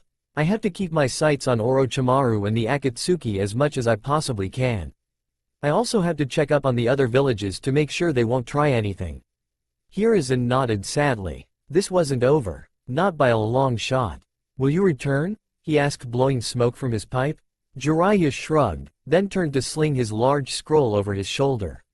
Remember Jiraiya, Hiruzen called out to Jiraiya's retreating form. He will need you. Jiraiya froze, and his shoulders stooped a little. Then he turned around and nodded at Hiruzen, smiling sadly, knowing that the road ahead for Naruto was not going to be easy. Hiruzen grinned at the giggling infant in his hands as he knocked on the door of Konoha's orphanage. I'll be right there, a muffled voice called from inside. Suddenly, the door swung open, and a large plump woman moved herself sideways through the door. Ah, good day, Lord Hokage, she bubbled uselessly, as she caught herself before nearly tripping over her own feet. Good day, Cho, Hiruzen said warmly. Cho was an old friend of his from back in the academy days, but she was now retired. I have a new addition, he said happily, holding out the baby to her. She grinned playfully, exposing her buck teeth, as the baby squirmed from her stare. I will be happy to take in this little one, Lord Hokage, she said joyously. He pushed the baby into her arms. What is his name? Hiruzen smiled. Naruto Uzumaki, he replied. She smiled again as she handed the baby to one of the nurses and led Hiruzen into her office for him to sign the paperwork. Hiruzen looked around, grinning a little. This is it, he mused. This is Naruto's lucky break. The one place I can be sure he will be safe. He smiled at Cho as he signed the last of the papers. He faced the looming orphanage proudly. Naruto, you are in good hands. Good luck to you, my boy. With that, he turned and walked away slowly. Cho watched him go from the window, a menacing sneer on her pudgy face. That old fool, Hiruzen, she muttered ferociously. My son is gone because of this demon he has forced me to care for, she sobbed slowly. Suddenly, she froze and glared at the newborn wailing in the corner. She slowly walked over to him, her hands clenched in fists. Naruto began to wail louder as she approached, sensing her hostility. Hiruzen Sarutobi, she murmured, as she raised a kunai above the baby's face. You have just made the biggest mistake of your life. 2 years later, Konoha Orphanage. Boy, a nurse spat venomously. Clear this up. Now, the boy turned around. He was small, as 2-year-olds usually are, with spiky blonde hair that was filled with dirt and deep icy blue eyes. He wore a dirtied orange sweater that seemed several sizes too big, and a pair of jeans that barely reached his ankles. His gentle face was smudged with grime, covering the 3 whisker marks on his face, and his small hands were black with soot. He had been working all day, and nearly all night, since the day he could walk. This boy was Naruto. He had never known love or friendship of any kind.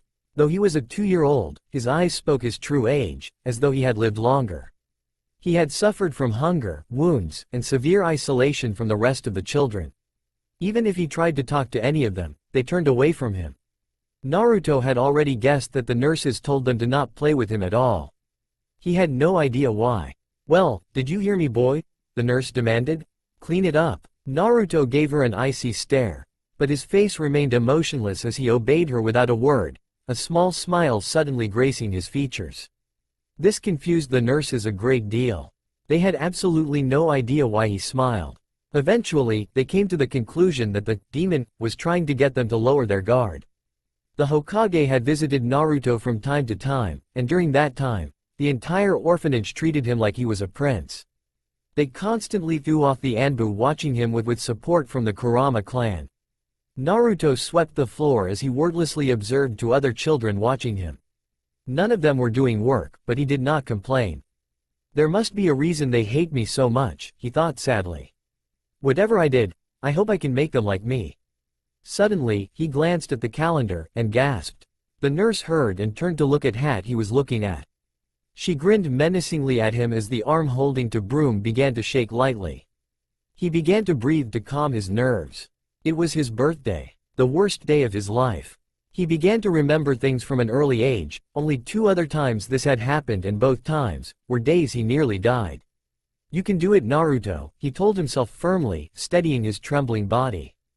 Be strong. There is a good reason they're doing this. I just wish I knew what it is though. Who am I, and what did I do to make them hate me this way? Naruto closed his eyes, wondering when they would finally accept him. With a low sigh, he swept up the remaining vomit on the ground in front of him. Why did you stop? Filth, a deep voice boomed. Naruto's eyes widened in slight fear as he turned to see a fat, man-like woman looming over him like a huge mammoth. I'm sorry, Cho-sama, he whispered, bowing. She sneered at him with her rounded teeth and grabbed his head with one hand, fiercely pushing it down, and digging her long filthy nails into his head. Bow lower, you dog, and don't talk. You are not worthy to speak my name, much less to speak any other words. Naruto winced as he felt one of her nails pierce his head, drawing blood. She grinned as she felt him flinch. She flung him backwards with one hand, watching with satisfaction as his small body slammed into the wall, where he lay limply, trying to ignore his aching head and body. Take him to the bath, she said, wrinkling her nose. God knows he needs one. Prepare him for the Hokage's arrival.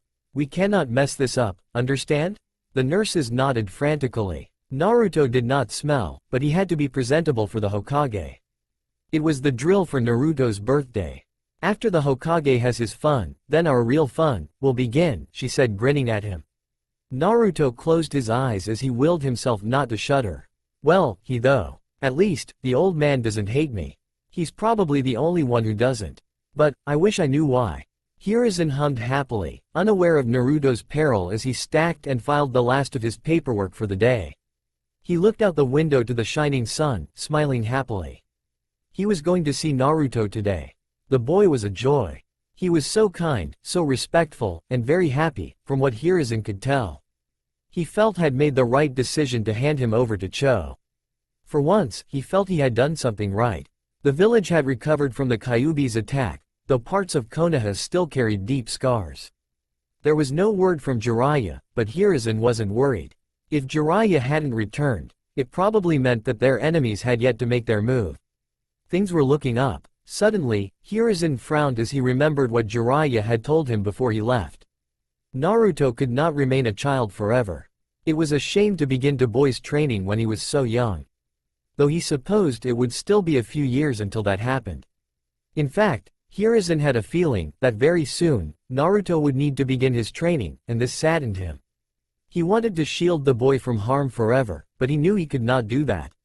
He knew that sooner or later, he would have to drag Naruto out of the protective shell he had created for the boy. It was only a matter of time. Little did Hiruzen know that Naruto had already broken out of that shell, the day he was born. Naruto stared at himself in the mirror, shocked. He did not look one bit like himself. His clothes were all fresh and clean, white and blue. His face was almost shining. He looked more like a noble than a peasant. Don't enjoy this generously bestowed gift too much, demon, Cho bellowed from behind him. And remember, act like you are happy, and you love it here, or you'll get such a beating. He nodded slowly. Even if he told the old man, what could he do about it? It wasn't like he had the power to stop it. Or so Naruto thought. Cho snarled at him for good measure and slipped sideways through the door. Naruto took a deep breath and stepped outside after her. As the sunlight shone on him, he saw the old man, pushing his way through the orphanage gate. He felt a smile on his face. A real smile. He loved the old man more than anyone. Hiruzen grinned when he saw Cho with her arm wrapped around little soon-to-be-3 Naruto. "Hello, my boy," he said, grinning warmly. "Hey old man," Naruto whispered, smiling softly. Hiruzen nodded at Cho as he offered a hand to Naruto, who quickly took it. Naruto looked behind him to see Cho giving him a threatening stare. He closed his eyes, as he realized that there was no way to avoid what was going to happen after this was all over. Naruto snuggled contentedly in the Hokage's arms as the sun dipped low over the hill. It was sunset, and Naruto had grown tired, his little legs refusing to carry him any longer. Luckily, the Sandame quickly picked the small boy up as he walked. Naruto sighed inwardly. He felt safe with the old man carrying him. He felt something else, but he couldn't put his finger on it. Some emotion that he had no idea what to make of. It had been a wonderful birthday for Naruto. He was 3 now. Hiruzen had taken him to a fancy restaurant, but he discovered that Naruto smelled something else nearby. It turned out to be a delicious ramen shop, with a nice old man and his daughter running it. Hiruzen had watched, amused as Naruto gulped down the ramen at impressive speeds. The boy was so much like his parents. Hiruzen smiled fondly at Naruto as he yawned tiredly. The shopping bags that they were supposed to be carrying were left to the Anbu, and Hiruzen's birthday present to the boy was hidden up his sleeve. He had decided to give Naruto his present tomorrow, seeing as how the boy could barely stand after such a long day. Hiruzen stopped outside the orphanage gate. Cho watched from inside, seething at the kindness that the Sandame was showing to Naruto. That old fool, she thought angrily. That demon doesn't deserve kindness, least of all from the Hokage. It's good the boy doesn't know just how powerful that old man is. The Kyuubi must have taken over his mind. Someday I kill the boy, and save all of Konoha. Someday. She was shaken out of her musings as Hiruzen gently shook the boy, waking him up.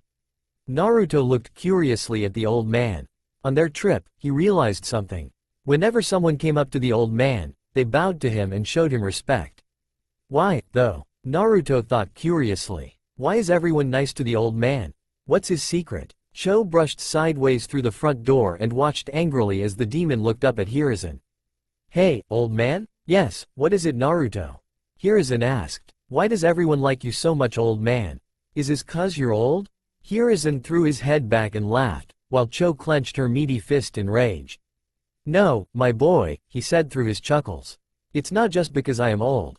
Cho's eyes widened as she realized what Hiruzen was about to do. She grinned, as she thought of something else. "The demon wouldn't dare tell him anything while I am around. I am respected throughout the Leaf Village because I am the Hokage, the leader of the village. As the most powerful ninja, and chosen by the village council. Naruto, do you see that rock monument over there?" he said, pointing to the Hokage monument in the far distance. Naruto followed his pointing hand. "You mean the one with the faces on it?" Hiruzen nodded. "All those are the Hokages that came before, and after me," he finished sadly. Naruto furrowed his brow in confusion. "After you, old man. I can see your face, but whose face is the one after?" Hiruzen smiled serenely, looking up at the sky.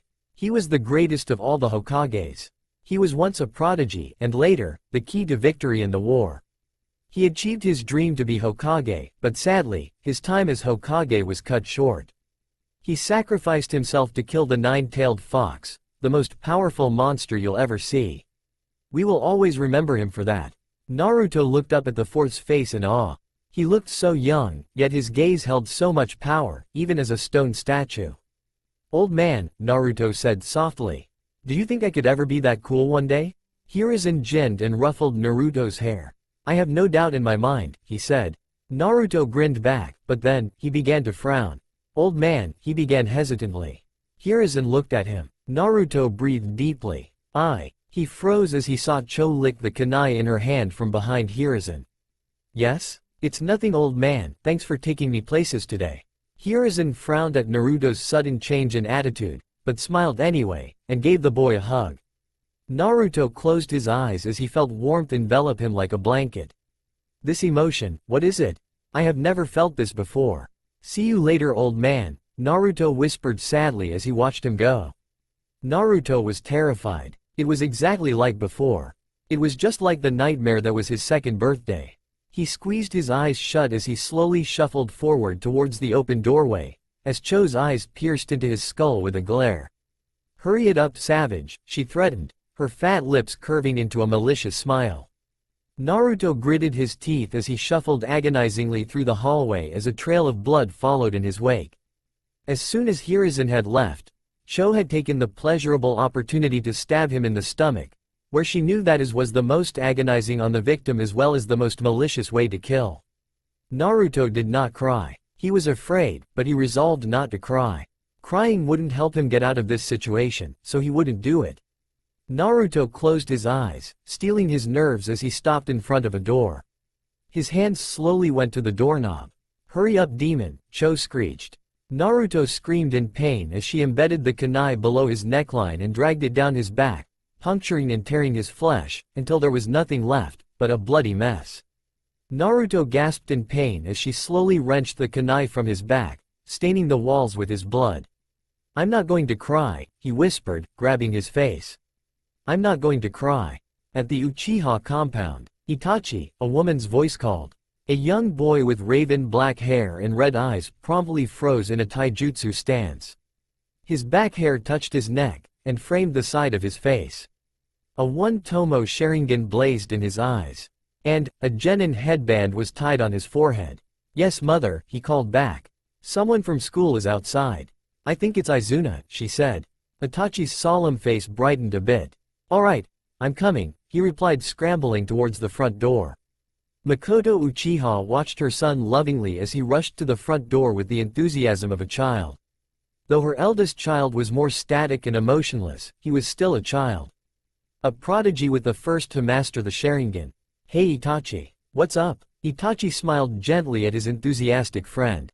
Izuna was about the same height as Itachi, with a masculine handsome face with no baby fat, dark brown eyes, raven black hair that cascaded down his mid-back. They were once both in the same class. Both were 8-year-old prodigies, but while Izuna was excelling in the Shinobi Academy, Itachi had already passed his genin exam, and unlocked his Sharingan, having been the youngest to do so in decades. "So what's up, Itachi? Haven't seen you around in a while. How's Sasuke doing? Did you do any cool missions lately? Are you already a Chunin? Come on man, tell me the details." Itachi laughed as Izuna began to bombard him with questions. Though, it was true that he hadn't seen anyone apart from his family in nearly 2 months. To answer all your questions. Yeah, I'm okay. But I've been training for so long, preparing for the Chunin exams. Yeah? That's great, Izuna exclaimed. Itachi nodded solemnly. But, this year the Chunin exams are in the Mist Village. Izuna's cheerful face slowly morphed into a frown. That's not good at all, he said seriously. An exam in the bloody mist is nothing to laugh about. So, that's why you've been so distant and isolated lately. This is gonna be a lot of pressure. Itachi nodded, a bit worried. You think you and your team are up for it? I guess so, Itachi replied. Isamu, Mito, and I are all from noble clans, but you never know. Izuna whistled in awe and snapped his fingers. That's right, Isamu and Mito are both from the near-extinct Senju clan. And, you're of the Uchiha clan. Cool. All 3 of you are from the 2 most powerful clans in the Leaf. Don't those 2 have an older brother? What was his name? Raiden, right? Itachi nodded. Raiden's team is sitting it out this year. But, I hear that Raiden carries the wood release bloodline. Dad sure wasn't happy to hear that. Izuna laughed. Yeah, I guess the old geezer would be upset that one of the last of the Senju has the might of Hashirama. What old geezer? A deep voice boomed from behind them. Izuna froze as he slowly turned his neck. Fugaku glared heatedly at Izuna, making him shiver. He gave Itachi a nervous chuckle. Well, Itachi old pal. It's been fun, but I think I've gotta leave now. See ya, he screamed and zipped out of the house. Fugaku's lips curved upwards for an instant as he watched Izuna Uchiha run for his life. Itachi slightly grinned at his father as he took off after his friend. Fugaku shook his head and sighed. He looked up at the setting sun, and prayed that his firstborn would survive the Chunin exams. At the orphanage, Naruto gritted his teeth as a kunai was rammed into his shoulder. He forced himself to calm down. There were kunai protruding from every joint in his body. As soon as Sarutobi had left, Cho had dragged him to the slums, the worst part of Konoha, where all the drunkards, bandits, rouges, and scum of Konoha hung out. They all immediately hung him from a boards and began to torture him the worst way imaginable, spilling his blood all over the ground. The leader grinned as some Anbu joined in. Alright, let's show this demon the true meaning of pain. He roared. And, instantly, all the kunai protruding from his body were twisted, shattering his joints. Naruto's azure eyes widened and his mouth gaped as blood ran down the corners of his lips. He squeezed his eyes shut, holding back the tears beginning to form. I will not cry, he whispered softly. The leader slammed his fist into Naruto's gut with a metal glove, causing Naruto to gasp. I'm not feeling it, the leader roared. Show this damn brat some pain. The rest roared in approval as all of them poured onto him at once, like crows to a dead corpse. Naruto sobbed silently as he felt blows as stabs from all over. Then, for the first time in Naruto's 3 years of living, he was angry. Angry that had to pay such a price for a reason he did not know. Angry that he had to live in constant fear, without any means of safety. And, for the first time, Naruto felt weak. I want to be strong, he whispered, his hair covering his eyes. Someone shattered one of his kneecaps. If only I was stronger, he whispered. Another kneecap. If only I had more power. More power. The leader grinned as he felt Naruto beginning to shake. Yes, he screamed insanely. Make him bleed. Make him scream. I want to hear him beg for mercy before I finally end his pathetic life. No, Naruto growled. Black mist oozed out of his body. You will not touch me. The leader's eyes widened in fear, as Naruto's head jerked up, meeting his eyes. They were completely black, with red swirls. The leader shook as he screamed in horror. Naruto curved his mouth into a snarl. Run for your lives. The demon spawn is gonna kill us. The man cried as he charged out of the alleyway, followed by many others. Naruto flexed his arms, snapped the chains that bound him as he landed in a crouch. He watched calmly as he watched them go, black mist coiling and swirling around him. I will not let you escape, he roared. He raised his hands and pointing them towards the fleeing mob. Black mist gathered in his palm, and shot out in a burst of chakra. The black blast twisted, briefly forming into the head of a dragon, before slamming into the crowd and passed through their bodies like an illusion. Naruto watched as he saw their souls life out of their bodies and float into the sky as they all slipped to the floor, stone dead without any life remaining. Naruto's eyes drained of black energy as the black mist began to dissipate. He slipped to his knees at the scene before him, and for the first time in Naruto's life, he began to cry. "Lord Hokage, there's an emergency," and Enbu cried as his body flickered in Hiruzen's office. Hiruzen abruptly stopped glaring at his paperwork. "What is it, Bull?" he replied wearily. "It's Naruto, sir." The Sandame's eyes widened in alarm. "What?" he yelled, leaping from his chair. "What happened?" he growled as his killer intent began to ooze of his body in waves. The entire village shuddered as they felt the Hokage's killer intent wash over the entire village, spreading panic and fear in the corrupt civilian council members. The Anbu shuddered. He was nearly beaten to death, Lord Hokage, he said slowly bowing his head.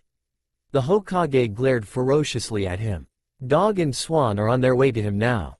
Lord Hokage, say no more, the Hokage growled. He thundered out of his office and slammed the door, earning a frightened squeak from his assistant. "Wait, Lord Hokage," he cried, bolting after him. But when he opened the door, the Hokage had disappeared. "Damn," he cursed. He had forgotten to mention what happened to the ones who tried to kill Naruto. After all, he was there, watching the entire event unfold. "I will not let you escape," he roared. He raised his hands and pointing them towards the fleeing mob. Black mist gathered in his palm, and shot out in a burst of chakra. The black blast twisted, briefly forming into the head of a dragon, before slamming into the crowd and passed through their bodies like an illusion. Naruto watched as he saw their souls life out of their bodies and float into the sky as they all slipped to the floor, stone dead without any life remaining. "That brat is dangerous," Bull muttered. How could the Hokage ignore it? No matter how you looked at it, Naruto had the blood of human beings on his hands now. "I must do something about him," Bull muttered. "Before it's too late." At the slum's alleyway, Naruto stared, shocked at the amount of dead bodies that lay before him, as he wiped away the last of his tears. What have I done?" he thought in horror as he stared at his shaking hands. This wasn't supposed to happen, he thought, clutching his face, and ignoring his severe wounds which were already beginning to show signs of healing. He sat there, unable to form words as the sun dipped below the horizon and light became darkness. "Hey demon," an insane voice sang. "Where are you? I want to kill you, so come out nice and slow," the voice slithered. Naruto gasped and tried to get to his feet, but his body cried out in pain, and he slipped to the ground, his vision white from agony. The only man he failed to kill rounded the alley. It was the leader. His ugly pug-like face leered down at helpless Naruto as Naruto pushed himself backwards with his mangled arms, trying desperately to flee. The leader threw his head back and laughed at Sky. Suddenly, he yanked out a kunai and rammed it into Naruto's hand, pinning it to the ground. Naruto clenched his fist as his vision went white once again. When his vision began to clear, he saw the leader standing over him with a kunai aimed at his heart. "After I kill you, I'm going to kill myself," he screamed at Naruto, enjoying the look of fear on his face. "I've lost too much because of you. My family, my home, my status." He pressed the kunai against Naruto's throat. "All because of you. You know what, brat? I'll tell you a little secret before I plunge my kunai into your throat." Naruto stared up at his groggily as he felt himself losing consciousness. "Don't you dare faint, ya damn wimp," he screamed, slapping Naruto in the face. Naruto's yes shot open. "Now, as I was saying, I'm going to tell you something that your precious, old man, kept secret from you all your life." He bent close to Naruto's ear and whispered, "Naruto Uzumaki, you are the nine-tailed fox." At the Uchiha compound, "Itachi, your team is here to see you," Makoto called from the kitchen. Itachi gasped his mouth in horror. If his father discovered that two Senju were in the Uchiha compound, he'd have a fit of rage. "Tell them to wait outside the compound for me," he yelled quickly. He quickly strapped a tanto to his waist, as barged out of the house.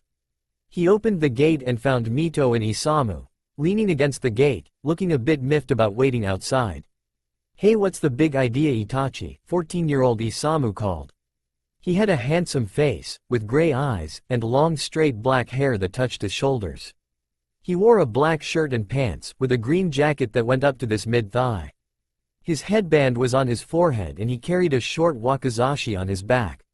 His mouth curved into a permanent cheerful smile. "Yeah, that was harsh," Isamu's sister, 13-year-old Mito called. She was a little shorter than her brother, with blue eyes, black hair that flowed down her back, with some strands being was dressed in blood-red flexible armor and had a golden-clawed gauntlet on one hand. She was clenching her fist, like she was getting ready for a fight. Itachi gave them a nervous chuckle. Sorry about that. You do know how Dad is about Senju. Mito rolled her eyes. Since when do we care what he thinks? Itachi glanced behind him quickly, but to his relief, his father was nowhere to be seen at the moment. Where's Sensei? Itachi asked, looking around. Isamu shrugged. I can't believe we have to leave for the Chunin exams at night. I hate the night, Mito whined. Isamu slung his arm around Mito's shoulders and gave her a teasing grin. I'll be sure to take note of that when it's midnight, and you're all alone. He cackled, rubbing his hands together. Mito growled at him and punched him on the shoulder. Itachi smiled at his team. Though they were from rival clans, no one, not even Fugaku, could deny that they were a true force to be reckoned with. Besides, it was a well-known fact that Itachi cared little for petty clan rivalries. Their brother Raiden was the elder twin of Isamu, and he was hailed as a genius. He could have graduated at the same age as Itachi did, but his foster parents decided to hold him back in fear of the infamous Senju clan dying out. It was also well known that Raiden was the only shinobi to ever have the true wood release bloodline since Hashirama Senju. Is anyone going to see you off? Itachi asked, puzzled. Usually, they had hordes of fans to see them off from wherever. Isamu shrugged. We ditched him as soon as we left. Itachi looked somewhat amused. How about you? Isn't your family gonna see you off? Mito demanded. I already said my goodbyes when I left the house, but Izuna and Shisui were supposed to meet me here. As if on cue, Itachi heard a voice call, Itachi. Itachi turned around to see Izuna and Shisui running towards him at top speed, alarm clearly showing on their faces. Hey, what's going on? Itachi said worriedly. Follow me. Come on, Itachi. Izuna yelled and grabbed all three of them and charged in the opposite direction, ignoring their protests. What is it, Izuna? Itachi yelled. He had never seen his friend so worried before. Just follow me. There's no time to explain, Izuna yelled back, speeding through the slums. Shisui stayed back at the point where the team was supposed to wait for their sensei. What's going on, Shisui? Where is my team? A deep voice asked. Shisui turned to the man, relieved. All good, Ichiro-sensei. You're here. Itachi, Mito, and Isamu went that way, he said, pointing. Something came up and Izuna was dragging them to the slums. The man frowned. All right, Shisui. Tell the Hokage I'll be a little late for departure with the other teams. Tell him that I'll catch up, got it? Shisui nodded, but grinned. You know, sensei, it wouldn't hurt to call him father once in a while. Ichiro Sarutobi, the elder brother of Asuma, and father of Konohamaru, chuckled. Now, where would be the fun in that? At the slums. And now, Demon, the leader whispered menacingly. He pushed the kunai deeper into Naruto's neck. Stop, a voice commanded. The leader froze, but relaxed once he realized it was a child's voice. He grabbed Naruto's neck, keeping the weapon on his throat, and turned around. Itachi, Isamu, and Mito couldn't believe what they were seeing. This man had nearly killed a child.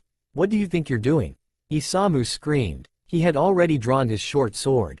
The man chuckled. He then saw the hidden leaf headbands around their foreheads. They're genin, he realized. He silently cursed as he saw one had red eyes, and two others had the symbol of the Senju clan on their shoulders. He grinned. Well, it is truly an honor to meet such distinguished individuals such as yourself. Now, move along while I finish off this demon, alright? Itachi's eyes flared in anger. How dare you, he whispered. Suddenly, he noticed a stream of bodies down the alleyway.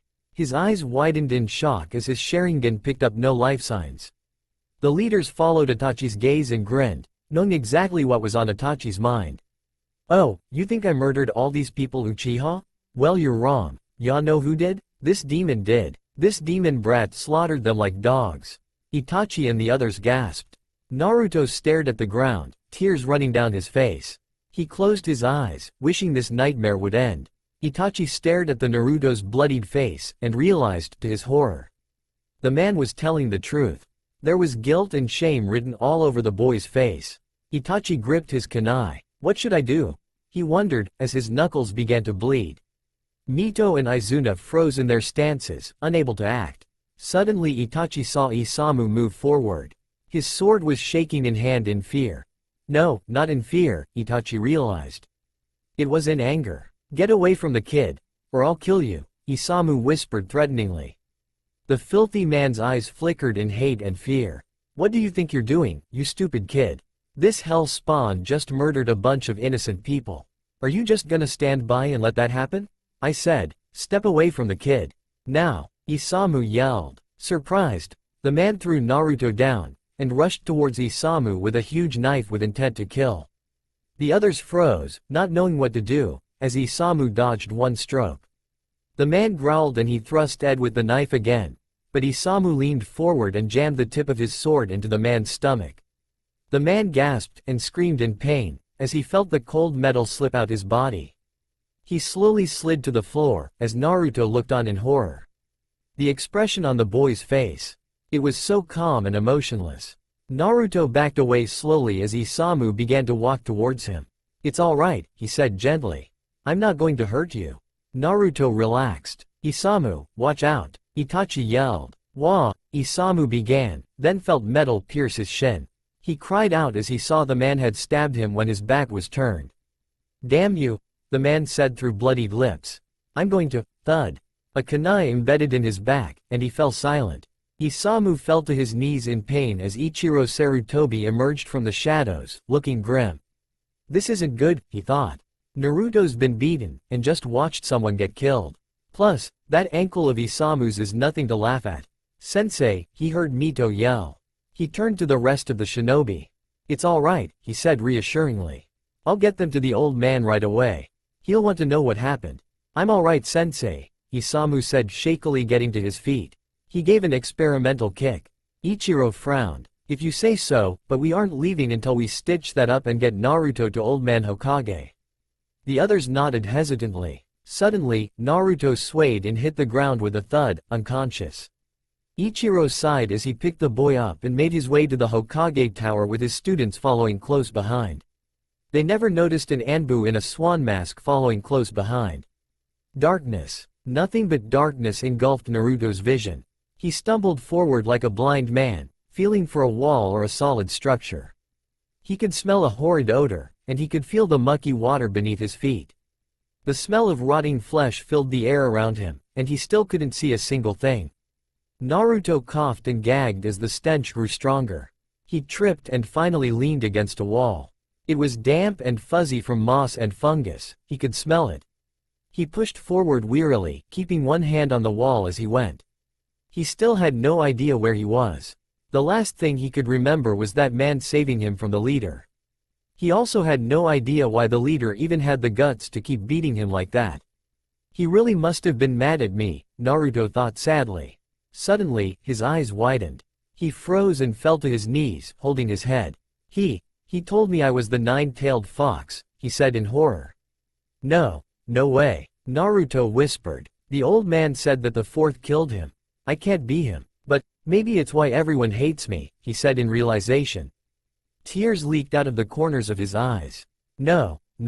Yes, a deep demonic voice filled the place. That stupid filthy human was right. It roared. You are a demon. Naruto froze as he felt something breathing on his neck. He slowly turned around to see himself in the reflection of two red glowing eyes. With Ichiro Sarutobi. Are you sure you're okay, Isamu? Ichiro asked in a concerned tone. Isamu nodded and grinned, but Ichiro didn't believe him. What was going on there, Sensei? Itachi asked. They were walking towards the Hokage tower to inform the Hokage of the situation. Ichiro sighed and looked at the sky, wondering how to explain it to the boy. Well, he finally said. Let's just say that young Naruto is hated for something he has no control over and leave it at that. The genin glanced at each other questioningly, but didn't pursue the issue. What I want to know is why that man was still beating him up, even after he killed all those people. Wouldn't he be afraid? Mito mused. She shuddered as she remembered the amount of blood on the blonde boy's body. Ichiro smiled grimly. People tend to do stupid things when they lose themselves in their hate, Mito. Though, I don't think the killing of those people was Naruto's fault. Naruto? Itachi questioned. Ichiro nodded. You've heard of him then? All three nodded. Our caretakers told us to stay away from him, Isamu said, rubbing his chin. I asked her why, but she didn't say. Ichiro shook his head. There was no changing these people. Suddenly, they all froze as they felt killer intent blazing from the Hokage tower. The genin fell to their knees, gasping for breath as Ichiro's eyes widened as he shuddered. It seemed his father was not in a good mood. Suddenly, there was a swirl of leaves, and Hiruzen appeared in front of Ichiro, eyes blazing with fury. Now calm down, Dad, Ichiro said nervously, sweat visible on his brow. He was holding up his hands. Let's not do anything hasty. Where is Naruto? Hiruzen growled, his voice low and deep. Ichiro pointed a shaking hand at Naruto's prone body. The killer intent dissipated as Hiruzen stared at Naruto's body sorrowfully. I failed him, he said simply. Without another word, he picked up Naruto and headed towards the hospital. They all watched him go. Ichiro wore an expression of sadness on his face, while the children eyed him curiously. Why was the Hokage himself responsible? In the shadows. All the while, in their haste and worry, none had noticed that another was watching the events that transpired. A certain Anbu in a swan mask growled as she felt an opportunity slip through her fingers. There was no way she could get to the boy without the Hokage knowing about it now. She slipped her kunai back into her sleeve. She would wait until the right opportunity presented itself, whether Kakashi approved or not. At the Hokage tower, Hiruzen sighed as he placed his head in his hands. He had failed yet again. He had failed to save Minato, and he had failed to save Naruto. He lifted his head up as he stared out the window at dark sky, wondering exactly where he had gone wrong. Suddenly, there was a knock at the door.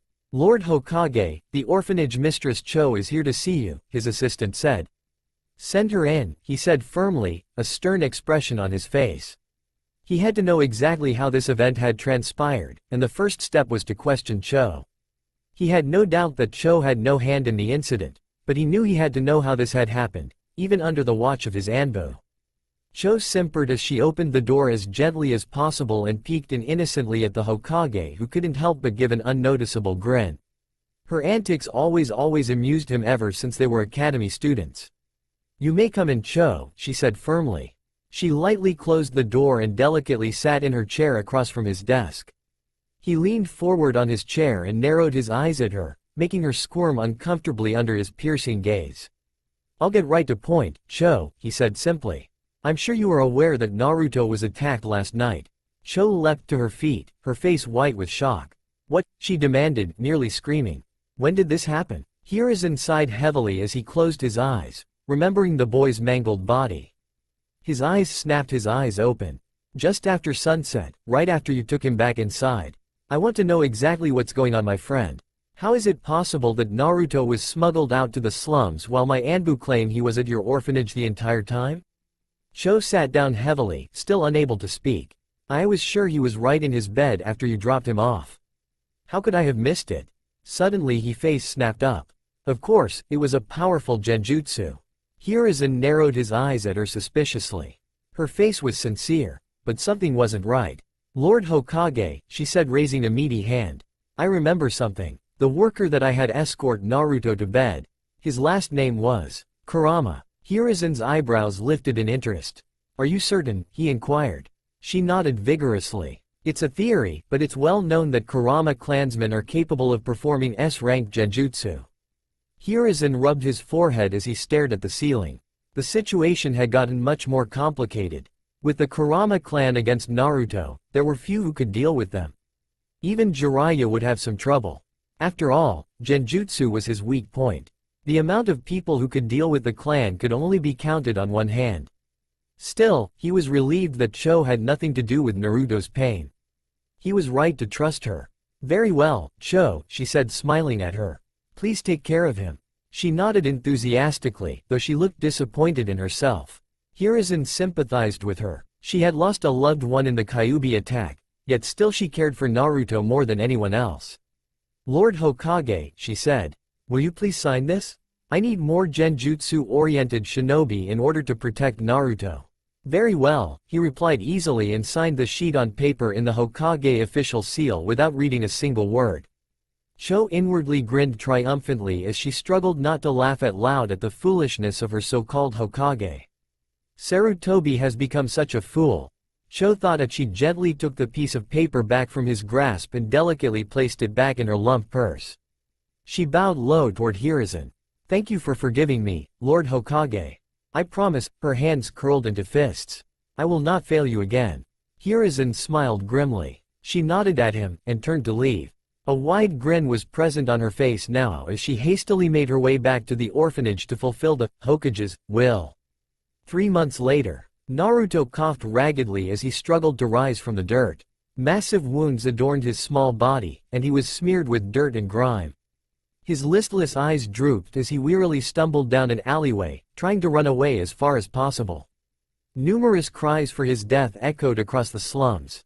Naruto leapt down a manhole into the sewers, whimpering slightly as he heard the pounding of feet overhead. He hadn't eaten anything in nearly a week and it was starting to take a toll on his body. He was no longer as quick as he was when Cho trapped him here. Naruto gritted his teeth in frustration. Much had occurred in the time since his birthday, and none of it was pleasant. The lack of food wasn't just affecting his physical performance in this little survival plane. He felt as if he couldn't think straight, like his thoughts were being squeezed through an ink bottle. His eyes snapped open as he heard an echo of breathing. He jumped to his feet and prepared to flee. Suddenly, he heard laughter. Mocking laughter filled his eyes as he searched desperately for the source. His eyes widened when he felt a familiar chill settle over him, and a bloodthirsty aura. He growled in anger as he charged forward, twisting through alleyways of the sewer. He knew exactly where to go. Soon, he slid to a stop before a giant cage. He glared fiercely at it as 2 enormous eyes slid open and glared at him balefully. So, the insect dares before the god. At the gates of Konoha. At the gates of Konoha, 2 familiar Chunin stood at guard, both as bored as hell as they stared off into the sky dreaming of when they would finally become Jonin and quit their stupid job. When is something going to happen around here? Kotetsu said, jamming his finger into his nose. Izumo glanced at his lazily. You better hope something interesting will happen. Watch. Next thing you know, enemy ninja will charge for the village. Don't jinx it, buddy, Kotetsu retorted sarcastically. Then, he sighed as he stared at the sky again. I wonder what's taking our trainees so long to return from the Chunin exams. They should have been back nearly a week ago. Wonder what's keeping them, he mused. Izumo shrugged, not knowing what to say. It was an uncomfortable subject. The Chunin exams in the Bloody Mist were not usually civilized. You don't think? Kotetsu began. Izumo glared at him angrily. Don't talk like that, Kotetsu. You do know that the Hokage's son's team is out there as well. I hear that they have the heir to the Uchiha clan as well as 2 survivors of the Senju. I'm certain we won't fail. You're probably right, Kotetsu agreed reluctantly. They both absent-mindedly stared at the sky again and sighed. Suddenly, Izumo spotted a flicker of movement and zeroed in on 2 short figures in the distance. Hey Kotetsu, Izumo said pointing. Kotetsu cracked open one eye lazily as he eyes the figures suspiciously. Hey you, he shouted. Who goes there? Izumo smacked his head in exasperation. His friend never did learn that Konoha was supposed to be a friendly place, not some fortress. But, Kotetsu never seemed to listen. Who goes there? State your names. Kotetsu demanded again. The 2 figures came into view, and both the Chunin gasped. It's you. Itachi Uchiha and Mito Senju. Returning from Kiri Chunin exams, came a sharp monotone reply. Izumo and Kotetsu looked at each other. If these 2 were by themselves in their state, that meant only one thing. For some reason, Ichiro Sarutobi and Isamu Senju were no longer among the living. And that's what's going down, folks. Okay, as you can see, Naruto is trapped in the slums with no way to escape, and the Kyuubi is being as helpful as ever. Sarcasm. What will become of Naruto? What happened to Ichiro and Isamu? What exactly was on that document that Hiruzen signed? Find out, next time. Next up. Naruto trains himself to survive in the slums as the Kedwen clan and Kurama clan plot their revenge. And his training to survive in this harsh world finally begins. P.S. Please review, keep an eyes out for upcoming stories, and feel free to check out my other stories. And, here's the short preview for my Naruto Fairy Tail crossover. ERZA, don't do IT. Natsu screamed as he tried to launch himself at her. Gray held the Pinkette's back as Urza's body began to glow. No Natsu, Gray yelled, clutching Natsu's arms tighter. The only thing we can do now is trust in her power. The glow died down and revealed Urza in silver armor with a horned helmet and 2 shields on her arms. The adamantine armor, Happy gasped. Die fairies! Jose screamed hysterically from his guild. Urza slammed the 2 shields together, and a massive light blue magic seal blazed in front of her. A blonde-haired, blue-eyed, 17-year-old boy shouted at her to stop, but she ignored him. I have to do this. Lucy, Natsu, Raiden. Everyone. Show them the power of fairy tale. The purple energy ball amassed and fired a concentrated blast of energy, shimmered with power as it tore towards Urza's form. Urza squeezed her eyes shut and dug her boots farther into the ground, preparing for impact, but it never came. There was stillness as the whole guild went silent. Urza cracked open a single eye, only to see sand. She gasped as she realized he was standing in front of her. She could only see his back and red hair that touched his neck. Sand flowed from the gourd on his back, and formed a protective barrier around them. He turned around slowly. Her eyes widened, as did the other guild members. They realized exactly who had saved them. Green emotionless eyes stared back at Urza. A red tattoo with kanji for love was on his forehead, and there were black lines around his eyes from lack of sleep. I can't believe it. Mira Jane stuttered. It's you. Gaara, you and Naruto have returned? Gaara gave a simple nod in acknowledgement. All the guild members gasped in surprise. Lucy stared at them, confused. Who would make them act like this? Who is Gaara, and this? Naruto. I'm confused. What's going on, Natsu? She said, turning to her Dragon Slayer friend, only to see his face was frozen with shock. He's really back then, Natsu said, slowly beginning to grin. Gaara nodded, his face not betraying any emotions. Suddenly, a murderous black aura pressed down on them. Everyone struggled to breath as the stench of death overwhelmed their senses. Despite the fear coursing through the guild's bodies, each grinned with happiness. Particularly, a blonde-haired boy, Raiden. Leave this one to me, a masculine powerful voice said. Everyone looked up in shock. Standing before them was a man with long black hair, and auburn, red eyes, with black bandages wrapping around his body, and a long black ragged cloak draped over his shoulders, similar to my avatar, or Ichigo's Mugetsu. And in his hand was that black war fan of Madara Uchiha. Naruto Namikaze had returned to Fairy Tail. Gaara grinned despite himself. Finally, the greatest team of the magical world will reunite again. Naruto stared determinedly at the great demon caged before him. The Kyuubi's red eyes seemed to gleam with rage and greed as it stared at the unflinching Naruto. Both glowered at each other, not wanting to back down. Finally, Naruto broke the tense silence. What is it you want, Fox? He said coldly. The Kyuubi grinned. He was happy with the way things were going. The boy had definitely buried himself in his hate as the months went by. At this rate, he had even more confidence that the boy's growing rage would lead to his downfall. All it took was a single push. A single misstep on the naive boy's part for him to escape his infernal prison that the damned Hokage had confined him to. And, once he was free, he would kill the boy as a reminder to the world that he would not be sealed again. What I want, is for you to get stronger, the Kyuubi growled, a sly grin etched on his face, red eyes dancing with malevolence and madness. Naruto narrowed his eyes as the Kyuubi. Why would you want to help me? He retorted. The Kyuubi grinned wider. He kept forgetting that the boy before him was no ordinary 3-year-old. After all, Kyuubi knew that unlike most children, Naruto was special. Naruto remembered every single moment of his life, since that day he was born. Of course, Kyuubi didn't tell him that the boy held none of his memories as of yet, just experience. I want to help you, because, as you have noticed, we're in a death trap, the Kyuubi remarked sarcastically. I just to know that you will survive, so I don't have to die alongside you. There's no way I would want to die in such a pathetic manner. Naruto glared at the Kyuubi. He had long discovered that the Kyuubi didn't have any real power unless he gave in to his darkest emotions. He knew that the Kyuubi's interests were his own, nothing more. If he was offering to help Naruto get stronger, there was a catch. What is it you want from me, Kyuubi? Naruto repeated, not taking his gaze off the demon. Kyuubi didn't reply. Naruto turned to go. Forget it, he snarled. If you won't help me, then being here is just a waste of time. He began to walk away. Stop, the Kyuubi ordered. Naruto stopped at the archway. Look worm, I'm not on your side in this matter. In fact, you can go cry yourself to death or die in a damn gutter for all I care.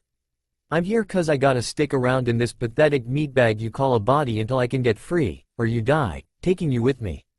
I'm just a spectator. You know this already. I told you when we first met. Yeah, what's your point? Naruto replied quietly, looking over his shoulder. The Kyuubi grinned even wider, as saliva dripped down his mouth. Show some respect, insect. I'm offering you a chance to save both our lives here, though I doubt you could harness my majestic gift any better than a donkey. Get to the point already, Naruto shot back. In case you haven't noticed, every moment I'm standing around wasting time, is more time for them to catch up to me. Fine, the Kyuubi relied, still grinning. I'll teach you a new trick that will rid you of those worms following you. And, just so you know insect, time slows down when you're in my domain. So, we can waste all the time we want. Of course, that also means, if you're in here too long, your lifespan will decrease. The only way to get around that problem is to directly communicate outside the seal, but we both know that it would be impossible with other worms out there to distract us. You're being unusually chatty today, Kyuubi, Naruto remarked dryly. Don't get used to, the nine-tailed fox replied. There's only one reason I'm helping you, and that's to survive. Otherwise, I couldn't care less. Naruto faced the Kyuubi, his face betraying no emotion. Okay, how are you going to help me? The Kyuubi's crimson eyes slitted in greed. He pointed a single claw at Naruto and motioned for him to step inside. Naruto took a deep breath and hesitantly took a single step in Kyuubi's cage. The stench of death overwhelmed his senses. He crinkled his nose in disgust. The Kyuubi grinned, exposing all his stained teeth as if he could tell what Naruto was thinking. Come, stand in front of me, insect. I know it is a great honor, but you need not fear me. I'm not afraid of you, Naruto growled, and stood in front of the demon, eyeing him distrustfully. What's the deal? Why is he helping me all of a sudden? I remember when we first met face to face. It was right after I killed all those people in the slums. That was right before Cho trapped me here in the slums, with ninja positioned everywhere to make sure I can't leave. Back then, he spat in my face when I asked him for help, and now, all of a sudden, he's helping me. What's he planning? The Kyuubi was delightful. He could the boy with suspicions, and he had a right to be. After all, helping the boy was the exact opposite of his intentions most of the time. But this time, he knew he had to help the boy. The times they had been close to death was almost uncountable. He could still remember the time when the boy had so close to death from numerous beatings and lack of sustenance, that it took him nearly all of his power to keep the boy alive. He had pondered on giving the boy this gift for a long time. He knew that only the blood of an Uzumaki could handle the strain, but the chances of them surviving the process were still only 5%. If this Kekkei Genkei manifested in a human, he suspected they had to carry the most potent demonic chakras sealed within their bodies. And, since the boy had him, the most powerful of the tailed beasts sealed in his body, he could give him this Kekkei Genkei. Alright, listen closely. There's nothing I hate more than idiotic knuckleheads, and having to repeat myself to them. Listening? Good. The first thing you have to do is... The Kyuubi grinned maliciously. He always loved this part. The part where his young container had no idea what his plan was. Die. Naruto's eyes widened in horror as Kyuubi thrust his claw into Naruto's chest, watching gleefully as anger and betrayal flashed across his face. Naruto watched as the Kyuubi's claw stabbed him through the chest. Blood ran down the corners of his mouth, as he slowly fell to his knees. Kyuubi's eyes flashed cruelly in sick delight as he yanked the claw harshly from Naruto's chest, watching as blood splattered the ground of his cage. A blank was on Naruto's face as his lifeless body slipped face first on the filthy cage ground, in a pool of his own blood. The grinning nine-tailed fox towered over Naruto's body, a malicious feral grin on his face, and his eyes completely glowing red. This had to happen, stupid boy, Kyuubi growled triumphantly. The only for you receive this Kekkei Genkei is for you to experience the darkest of emotions and be dark of heart. With you, who only had me to count on, only me that you could understand, to be betrayed by me, You have felt and experienced the one emotion that you need. This bloodline also requires something I never revealed to you. It requires one to have an overwhelming desire of murder. The stronger the hate, the more likely you will survive. In other words, in order to be assured of your survival, I knew I had to do something drastic. You see, boy, one cannot be killed within their own mindscape. There is only one way for death to be accomplished without the use of revival, and that is to have a demon sealed within the user's body. Suddenly, Naruto's body began to emit pitch-black smoke that coiled and spread out around him. The black smoke rose in the air above Naruto's death wound, forming a perfect sphere. The sphere paused in midair, then suddenly dropped on Naruto's wound, filling it up, and suddenly, it was gone. Naruto coughed as his eyes blinked open drowsily. Kyuubi was grinning madly, but suddenly, he froze in shock and fear. Naruto's eyes. It was the same demonic eyes as before. Pure black, with spiraling crimson rings. It blazed for a moment on his eyes, then died down, and disappeared. The Kyuubi watched in slight awe as smoke drifted from his eyes into the air. He has the same eyes as Father, Kyuubi thought. No, something wasn't right. Those weren't the eyes of the Rinnegan. There was something different. I wonder. What are you, my jailer? I saw them before, but I couldn't believe it until I saw it. Naruto gasped as he pushed up from his hands. His lungs felt like jelly, and his body felt like it would crumble. He had never felt so weak in his life. He struggled to roll over on his back, panting heavily. Sweat covered his entire body, and a shocked expression was on his face as he slowly put a hand to his chest where his wound used to be. What happened? He murmured. Didn't I? Yes, you did, Kyuubi growled. Naruto's eyes widened in shock as he leapt to his feet, ignoring the immeasurable pain all over his weak body. The Kyuubi raised an eyebrow, amused. Relax, insect, the Kyuubi rumbled through grinning teeth. Naruto stared at him distrustfully, his normally bright eyes seemingly full of darkness and rage. Kyuubi grinned. 2 birds, 1 stone. In helping Naruto, he had also increased his capacity for madness. It was a double-edged sword. He was quite satisfied with what had occurred. Insect, it's time to teach you something that will begin your revenge. Prepare yourself. At the Hokage Tower, the Sandaime stared out the window sorrowfully as 2 genin stood before him. There was no need for words to be spoken. Both had experienced heavy losses. Itachi felt as if he was in a trance. Like a part of his heart had been torn out his chest. He still couldn't get around it. Isamu Senju, his teammate, was dead, impaled by a massive shuriken as his wounded ankle bumped into a tree root. This was the same wound he had received when he had rescued that boy, Naruto. Mito's fists were clenched as she barely suppressed her emotions. They still had no idea how their sensei's death had occurred, but they knew that it was no accident. It was murder. There was no way to avoid that fact. Ichiro Sarutobi was an A-ranked ninja, and had a considerable amount of bounties on his head. When they had found their sensei's body, they realized his head was missing. She choked back a sob. It had seemed like just yesterday that they had all laughed together before the Chunin exams, ready for the grand future that lay ahead. Now, her brother, and her sensei, would never experience that future with them. The Sandaime sighed, unable to speak. He knew that there was absolutely nothing he could do in this case for compensation for his genin and one of his son's deaths. The genin, though a senju, was participating in the Chunin exams, meaning Kiri couldn't be held responsible for his death. After all, many young shinobi died in the Chunin exams every year, and that's the way it was. However, his son was a different matter. Itachi and Mito had already told him that they were on their way back from the Mist Village when their sensei was killer. They still had no idea how it happened. They said that they remembered coming across a group of bandits, and he stayed behind to fight them. He knew that ninjas sometimes made mistakes like everyone else, and Isamu's death could have clouded his judgment, but he knew his son better than anyone. Ichiro Sarutobi was never angry. He never showed it, or let himself feel any emotion until he was alone or with his family.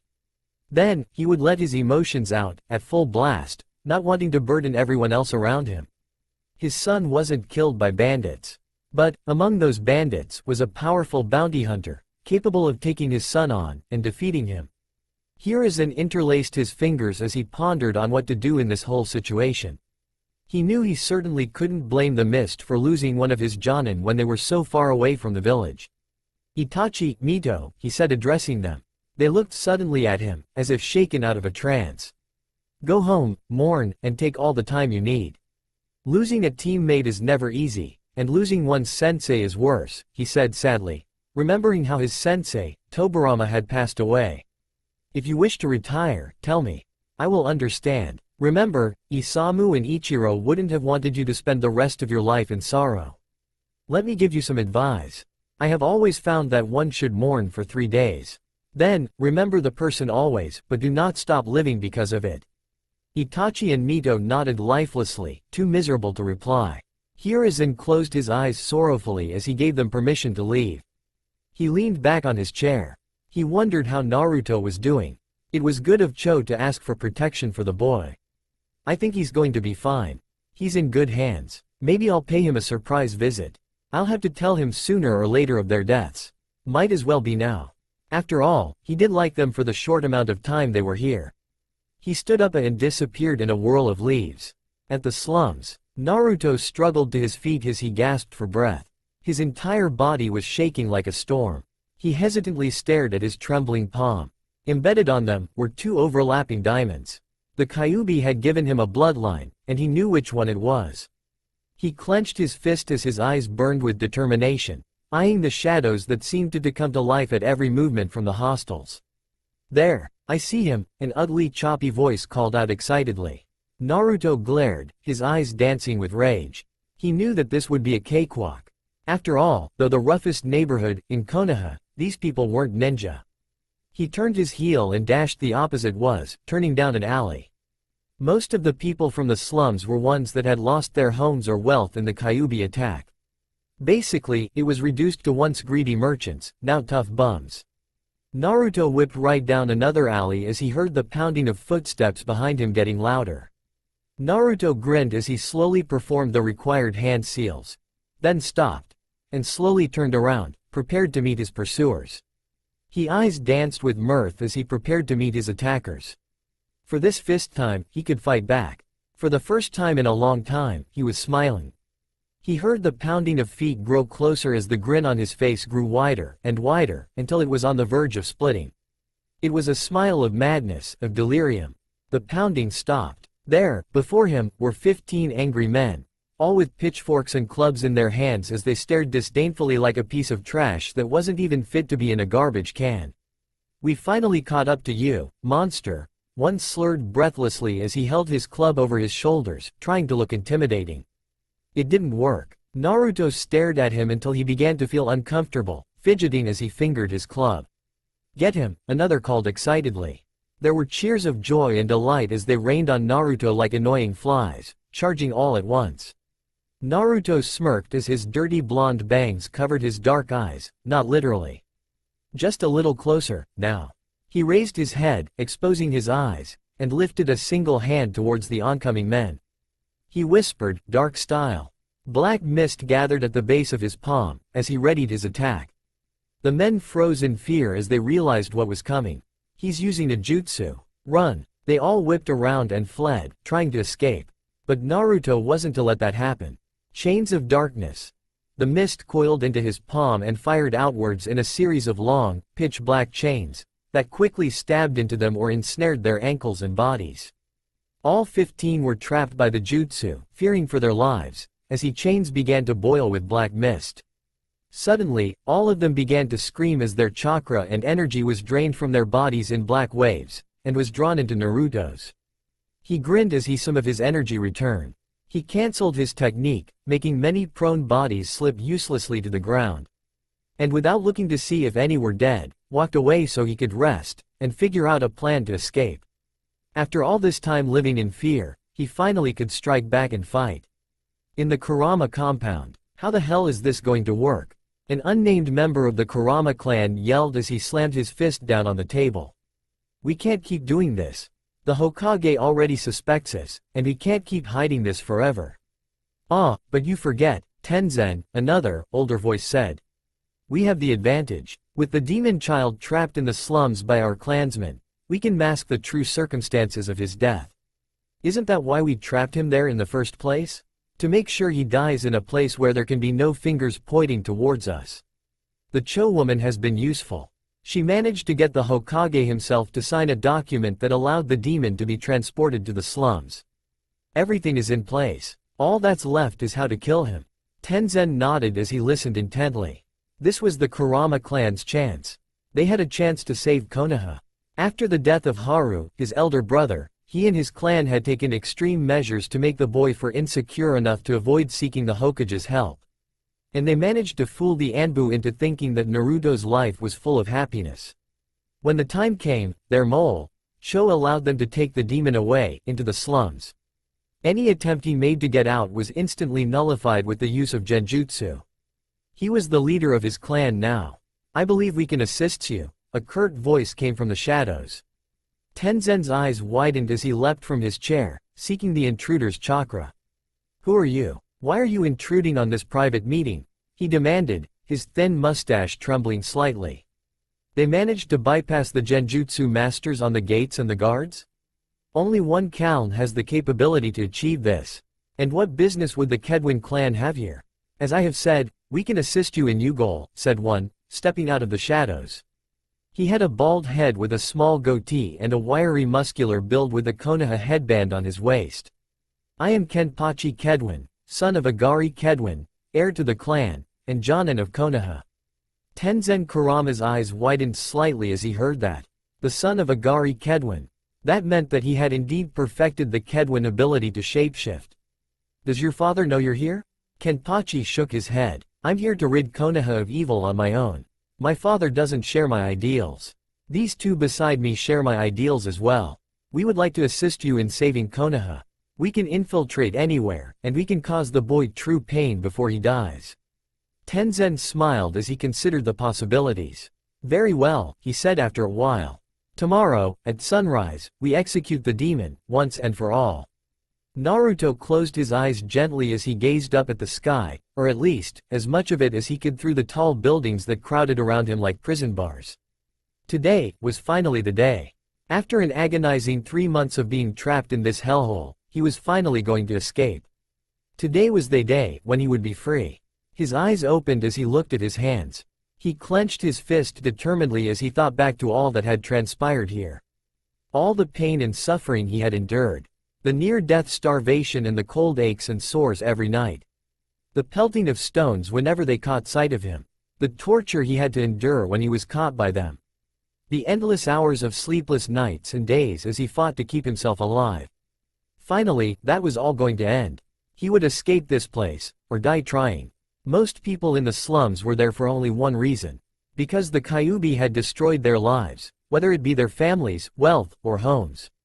They all had lost something that horrifying day, but Naruto Uzumaki had lost something more that day. He had lost his innocence. He had lost his childhood. He had lost his freedom. From this day forth, Naruto vowed that was going to change. When I leave this place, I will tell the old man everything. And that, I truly swear, Naruto thought as he crossed his fingers into a familiar seal. With these jutsu, he would escape. He grinned as he felt his raw chakra enter his creations as he whispered out the name. Shadow Clone Jutsu. Dozens of doppelgangers emerged in a puff of smoke completely covering the alley ground in shadows. Naruto smirked at all the clones, then faced forward and dashed forward. The clones dispersed in opposite directions, spreading out over the entirety of the slums, completely covering it. A few dispelled from stones or various other means of slum weaklings, but all reached their objective. Naruto grinned as he made his way through hand seals. It was time to cause some chaos. Great clone explosion, he roared triumphantly. Instantly, all the clones in the surrounding areas began to glow, and suddenly, there was a simultaneous boom. A great explosion blasted outwards from every clone, tearing open the ground and intensifying the winds around. The entire slums felt the ground tremble and shift beneath their feet from the vibrations and power, and dozens of explosions surfaced to the air, alerting everyone in Konoha that something was going down in the slums, and it wasn't pretty. Don't let the demon escape. A Kurama member roared as he formed a hand seal, trying to strengthen the genjutsu barrier. Remember, we are going to save Konoha on this day. a clan leader roared as they made way to the slums. His army, and the Kedwen clan, would not fail. The demon would die today. Naruto grinned as he ran into a group of thugs. They brandished their weapons threateningly at him, but he merely smirked at their pathetic attempts. All of them sneered distastefully at him, like he was a rabid dog. That stare, Naruto hated it more than anything. He would show them what they had created. They all roared as they dashed towards him. He closed his eyes and summoned forth his chakra, channeling it into his palm. He whispered under his breath, "Dark style," inhaling Ma. His eyes snapped open as he blurred out of sight and reappeared behind them. He thrust his palm into one's back. The overlapping diamonds on his palm glowed eerily as the man's eyes widened and his body rotted right before their eyes. Chakra drained from his body rapidly as his skin began to wrinkle and darken. Naruto wrenched his hand from the man's back as the man's lifeless body slipped to the floor. The rest of the thugs looked on in horror as Naruto turned his piercing gaze towards them, his eyes glinting with darkness. "I'll show you all. I'll show you all what you have created in your rage and anger. I have decided a long time ago. I will change Konoha, and you, scum, will not stand in my way." Without a second thought, he lifted the same open palm in their direction. Many cried in terror as he roared, "Dark style, judgment." Blue chakra flickered on his palm like neon flames. He whipped his hand in their direction. Many scrambled away as blue flames blasted outwards in a straight line, reducing all surroundings to rubble. Dust billowed up as the attack carved its way straight through the thugs and down the line of the slums, causing even more pandemonium. Naruto stood impassively as the wind whipped his wild hair about. "I will not stand by this time," Naruto whispered as he turned to leave. "If you try to stop me from leaving this place, then make no mistake, I will kill you." He blurred out of sight, making way towards the borders of the slums, where he would finally leave, and truly begin his training. At the Hokage Tower, Hiruzen smiled at the orphanage from his window as he signed the last of paperwork for the day. It was a good day. The threats on Naruto's life were decreasing with each passing day. For once in a long time, things were looking up. Hiruzen stretched, his old bones creaking as he put on his cage garb. He had decided that morning that he would visit Naruto. He knew that he hadn't gotten around to doing that lately, but he figured that he was in good hands. After all, Cho seemed to be doing such an admirable job so far. However, his curiosity for Naruto was endless. There was more to Naruto than what the boy showed. He seemed wise, and especially intelligent for his age. Hiruzen hummed happily as he headed out the door. It had been a while since he visited the boy. 3 months was pretty long. At any rate, he couldn't wait to spend some time with the boy. Being in Naruto's presence actually helped him relax. He walked down the main road of Konoha acknowledging the bows he received with a slight nod of the head. He walked past the gates of the orphanage and raised a hand to knock the door, when suddenly, there an Anbu blurred into existence. "Lord Hokage, the council is requesting your presence," he said, his head bowed low. "And just when I could finally relax." Hiruzen sighed in wearily as he rubbed his temples. "Very well," he said reluctantly. "Inform them that I will be arriving shortly." He watched as the Anbu vanished once more. What could they want now? He wondered as he made his way to the council chambers. In the slums, Naruto formed another hand seal, as he spawned another swarm of clones, and dispersed them around himself and the slum's borders. Great clone explosion. Explosions blasted away the surrounding buildings as Naruto grew closer and closer to his goal. He walked slowly forward, oblivious to the lives he was ending. Impassive to the destruction and terror he was causing as he made his escape. A group of thugs intercepted his path, but he blasted them all away with blue flames, not sparing their prone bodies a second glance. He was done being beaten. He was done being humiliated. Now, it's my turn to settle the score. I will get out of the slums, and none will stand in my way. Naruto knew exactly where an exit was, but the problem was that every time he even got near it, he became completely lost in endless mazes and corridors. He knew now what was preventing his escape. Genjutsu. His eyes narrowed with concealed madness as he neared the outskirts of the slums. Suddenly he froze as his eyes grew wide with shock. What is this feeling? He thought. His neck tingled as the hairs on the back of his neck stood on end. 4 different corridors stretched out before him, each as eerie and dark as midnight. Shadows danced around him as he felt something. A feeling of foreboding settled over him. What's going on? This feeling. I'm not alone. Someone else is here. And they're much stronger than me. Naruto, my boy? Is that you? An elderly voice called. Naruto's head snapped up to see the old wizened figure of the third Hokage, staring at him worriedly. At Training Ground 3, Itachi flew through hand signs at a rapid pace, his cheeks puffing out slightly. Fire style. Fireball jutsu. A stream of flames shot out his mouth and incinerated a row of dummies, lighting it on fire, and partially destroying the trunk.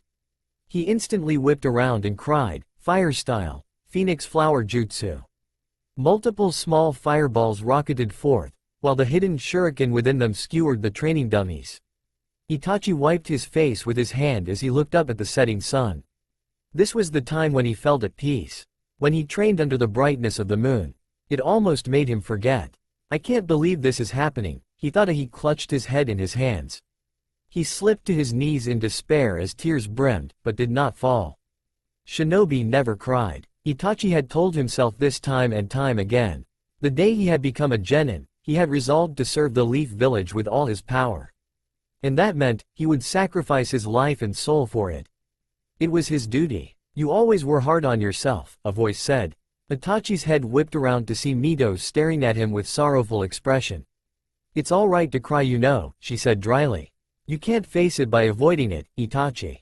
Shinobi, don't cry, Itachi whispered. However, his voice spoke for itself. Mito could tell that he was barely holding together. His voice cracked with emotion. Mito slowly stood next to him and sat lie down on the charred grass. She sighed in defeat as she hugged her legs, and surveyed the damage caused by Itachi. You really don't like to deal with these kinds of things head on, do you? She whispered to him sympathetically. The Itachi she knew always locked his emotions away in a permanent cage. She slowly looked up to the setting sun and thought about those they had lost. She clenched her fists as her anger began to rise. Her brother, the reason for his death, the cause of the death of Isamu Senju, was a wounded ankle. The same ankle wound that had manifested when Isamu had tried to rescue Naruto Uzumaki from a mob. At the slums, Naruto's eyes were wide with innocence and hope. Old man, is that really you? Hiruzen gave Naruto a grandfatherly smile, his face crinkling kindly as he held his arms behind his back.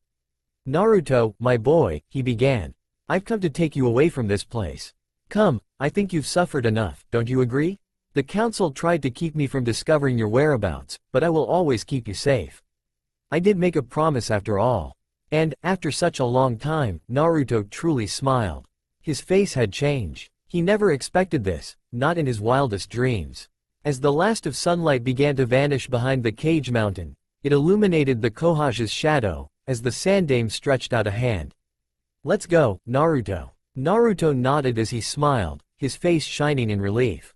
He slowly reached up, and took the old man's gentle wrinkly hand. The Sandame smiled as Naruto came up alongside him. The Sandame's aura darkened as he gave a malicious seer. There was only a gush of blood. Naruto felt a knife stabbed into his back, as blood stained crimson, forming small puddles. Naruto's vision went white with pain as he gasped, trying desperately to stay conscious. He tantalizingly shifted his neck and turned his horror-struck gaze at the Sandame's bloody face, who wore a dark grin. Naruto didn't cry. He wouldn't cry. Ever since the day he was born, 3 years ago, not once had he cried, and he wasn't going to start now. What are you doing? Naruto screamed, as Hiruzen pushed the kunai in deeper, ignoring Naruto's cry of pain. Blood spurted from his mouth as he leaned forward, trying to escape the pain of the kunai lodged in his back. Blood ran down his back, and ripped on the floor. Naruto clenched his teeth as Hiruzen held both Naruto's hands behind his back, and slammed him onto the stone ground. Naruto bit his lip to keep from crying out as he placed a foot on Naruto's back. I thought I could trust you, Naruto snarled. His grimy hair shadowed over his eyes. Out of all the people here, out of every person, you're the person I thought I could feel safe. Why are you doing this? Tell me, why won't you all just leave me alone? Hiruzen smirked sinisterly as his pupils contracted from insanity. You dare ask such a meaningless question? You, the demon who destroyed our village, our fourth Hokage, and created the slums itself. Hiruzen's eyes darkened. You were the cause of so much death and pain. You killed us that day, demon. You extinguished our will. You put out our will of fire that day. And we will never forgive you. You seek to escape the slums, but why do you escape your home? The slums were created when you began your rampage, and destroyed this place, tainting it with your foul chakra, and setting us apart from the rest of the village. Naruto's eyes widened as he witnessed the pure hatred in Hiruzen's face. You have no idea what you're up against, Jinchuriki. Even if you escape this place, where can you go? The leaf will never accept a demon like you, and if you try to leave, you'll be destroyed on the spot. There is no escaping your destiny. The 4th of May have not been able to end your life, but he sacrificed his own life to leave the rest to us, his village. Naruto's gaped in horror as Hiruzen applied more pressure on his back, giving it another kick. You will die here, before the union of Konoha clans. We are not alone. There are many other who beg for your death every day, demon, and they will be here to witness it firsthand. And now, Hiruzen raised the kunai high above his head, while keeping Naruto restrained to keep him from making any hand seals. Now, monster, I will pass judgment upon you, and make you answer for your crimes. Prepare yourself. Your life is about to finally come to an end. He grinned as he wiped Naruto's blood off his face, and brought it down. Naruto waited for the strike to fall, as he closed his eyes, accepting his death. He had nothing to live for anymore. If he couldn't escape the slums, then he would rather leave this world in peace. He was done running. Boom! Naruto's eyes snapped open. He felt an enormous amount of killer intent level the entire street. He felt the foot leave his back as something wet dripped on his face. Naruto wiped it off to see only crimson. It was blood. Naruto's eyes widened as he looked up. You touch him again, and I'll rip out your spine. Naruto tried to get to his feet, but collapsed halfway. Old man, he groaned as he fought to get to his feet. There were 2 sandames standing before him, with one sporting a major bloody gash across his face. You have broken the law, imposter. Prepare to die. The wounded sandame froze with shock, but suddenly, he grinned. His body began to shift and twist to reveal a muscular bald man. Kenpachi Kedwin, the real sandame growled, his eyes alight with fury.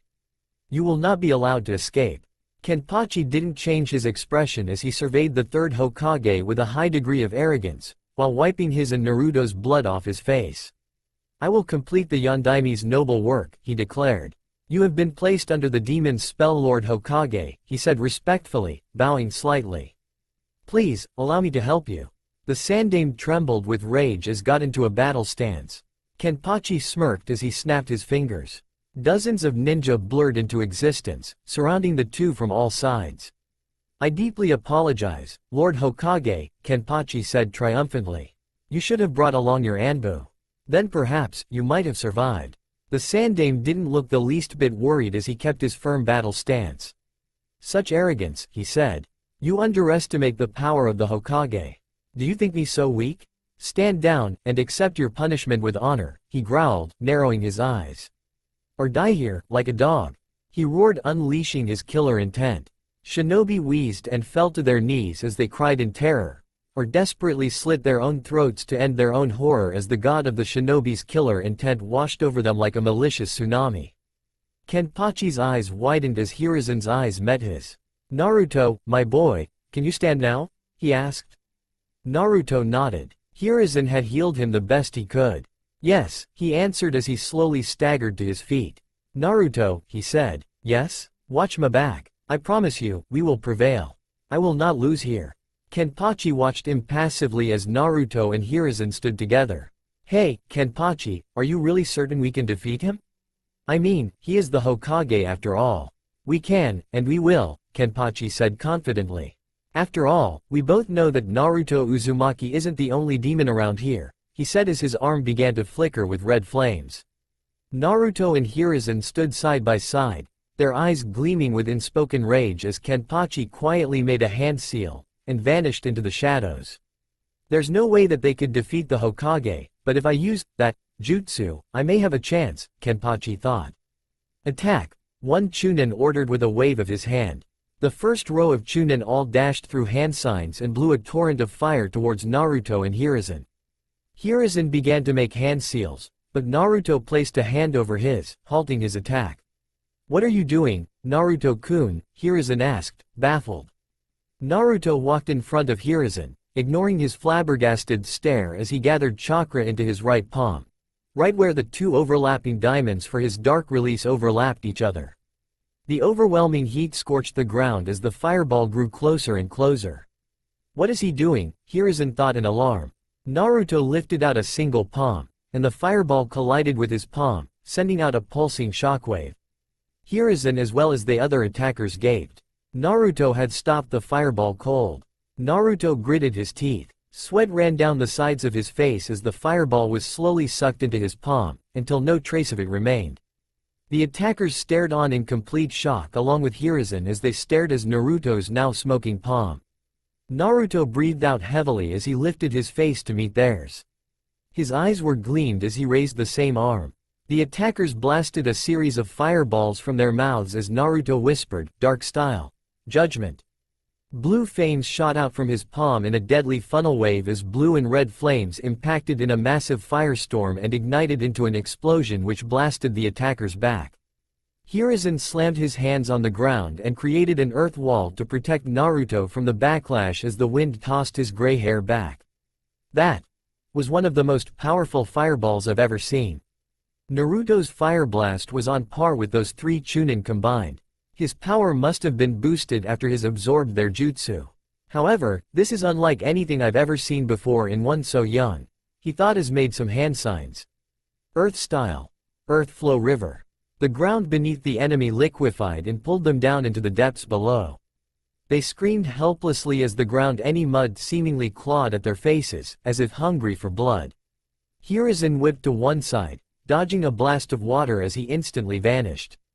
Dozens of shinobi cried out as their bodies flew through the air from a seemingly powerful and invisible force as Hiruzen plowed through the attackers like a bull, destroying any opposition with apparent ease.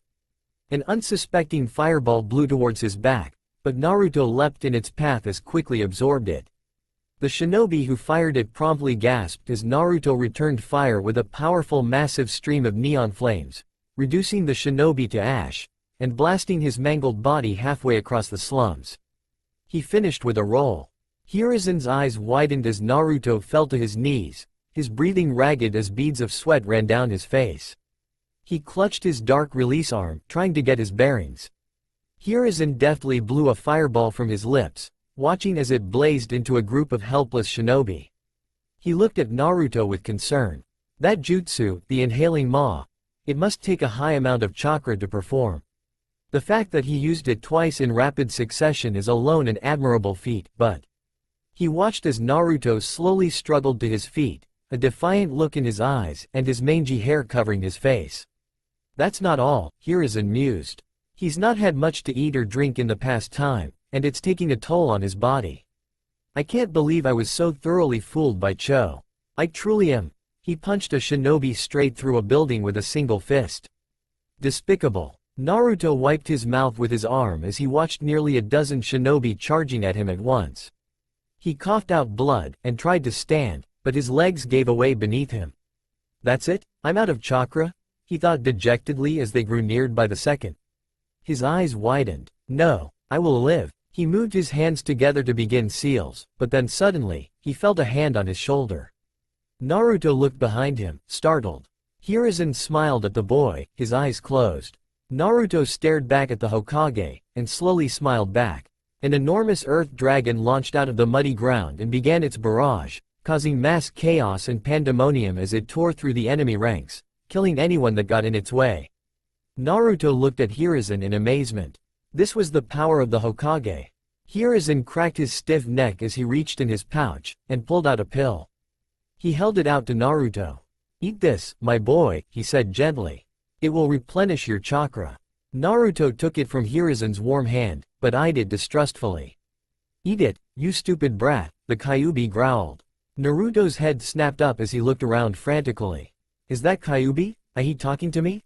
How?" He wondered as he concentrated, trying to search for Kyuubi's voice again. "Is that you, Kyuubi?" he thought loudly, but there was no answer. Naruto sniffed the pill, then hesitantly, placed it in his mouth. His lash fluttered downward as he felt some of his energy flow back into his veins. Hiruzen watched in amazement as Naruto pushed himself to his knees, breathing heavily as he used some hand seals. His palm glowed with black mist as he shot out his hands towards the oncoming shinobi. Chains streamed from his hands in long formations, ensnaring the shinobi. Dark style. Chains of darkness. The shinobi tried to struggle out, but as soon as they even moved, they were all faced with an immense amount of pain. What is going on? One of them gasped as he felt his chakra slipping away. Naruto panted as he watched chakra tear away from the man's gut and flow down the length of the chain into Naruto's own body. The more you struggle, Naruto said, the more it will hurt you. Hiruzen stepped forward and shot out a blazing fireball from his mouth.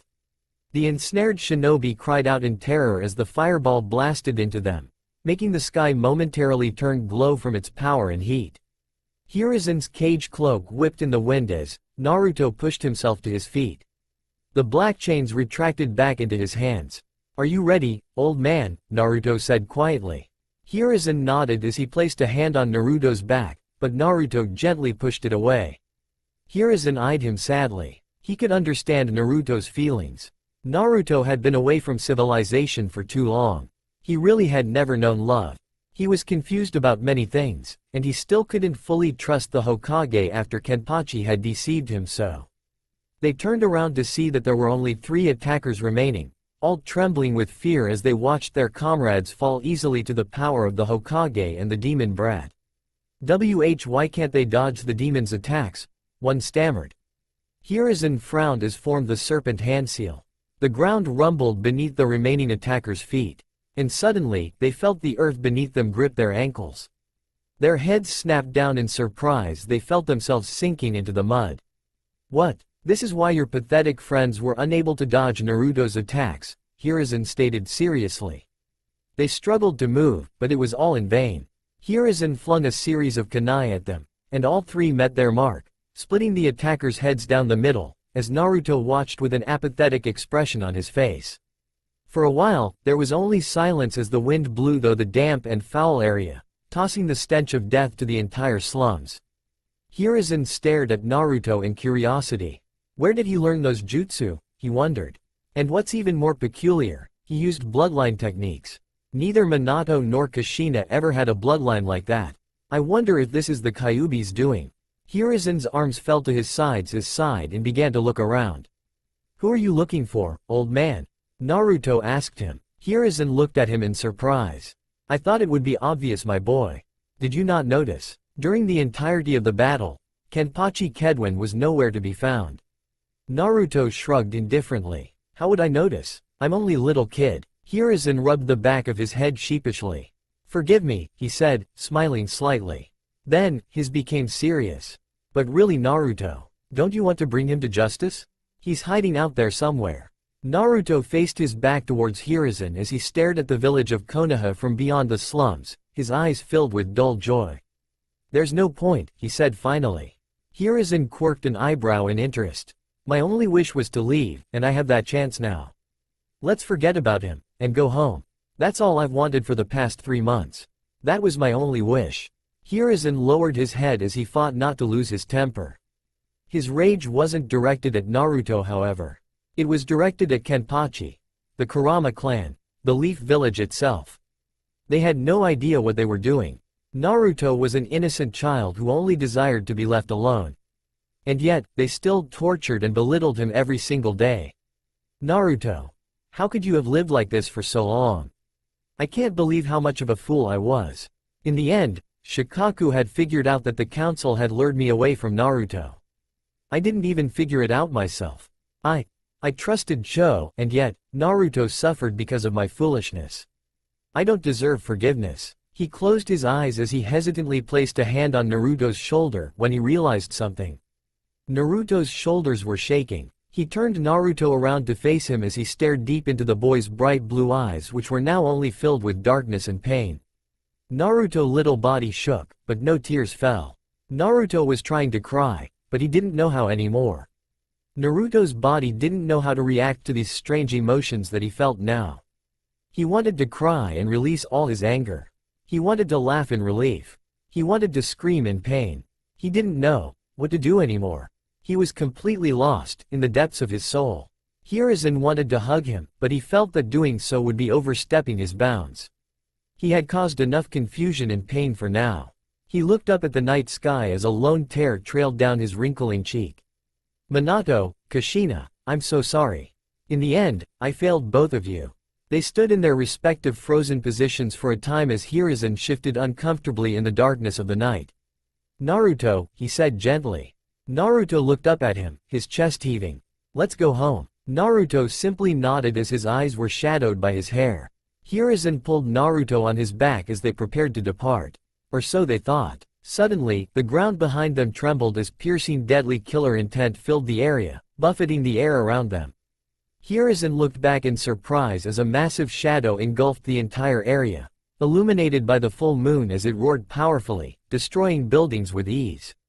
Naruto's eyes widened as he witnessed the shadow sit upright. Its body was covered in crimson wisp of chakra. 4 tails flowed out behind it, and the ground caved beneath its immense power. Hiruzen's face was expressionless, but in actuality, he was completely dumbstruck. Is that Kenpachi? Hiruzen Sarutobi, the creature growled, its voice warped beyond imagination. Kenpachi, Hiruzen muttered. What have you done? The creature chuckled gleefully. Now, Lord Hokage. Don't think too badly of me. After all, I had no control over how I became like this. Did you know, I was born here, in the slums? That's where the Kedwin clan compound used to be located, after all, he finished, while glaring straight at Naruto in accusation. Yes, Hiruzen sighed. Right after the Kyuubi's first assault destroyed our entire compound, a man helped me escape. I was only a newborn, and being so close to the Kyuubi's massive amount of chakra and killer intent was beginning to affect my well-being. The man knew that the only way to save me was to gather the remaining amount of Kyuubi's chakra in the slums, and seal it inside me. He had to kill others who wanted to accomplish that very goal, and I do believe one of them was one of the 12 ninja guardians. Hiruzen's eyes narrowed as Kenpachi went on about this man, who had caused all this. Kenpachi, he called, interrupting his speech. Who is this man you speak of? Kenpachi's eyes glimmered as he bared his fans, as if mocking him. Now why in the world would I tell you that, Lord Hokage, he said respectfully. Besides, it's not like I could tell you, even if I wanted to. Just know this, it was someone who knew you well. Danzo. That sneaky bastard, the Sandaime cursed as Kenpachi turned his gaze onto Naruto, who was still on the Hokage's back. See now boy, he spat in pure loathing. This is what you are. A demon, and a monster, just like me. And that will never change. You could become Hokage and that still wouldn't ever change. I only managed to copy the small amount of the demon's chakra sealed within me, and mimic it. I am not the true demon here. You are, Naruto Uzumaki. Hiruzen shifted his gaze over to Naruto.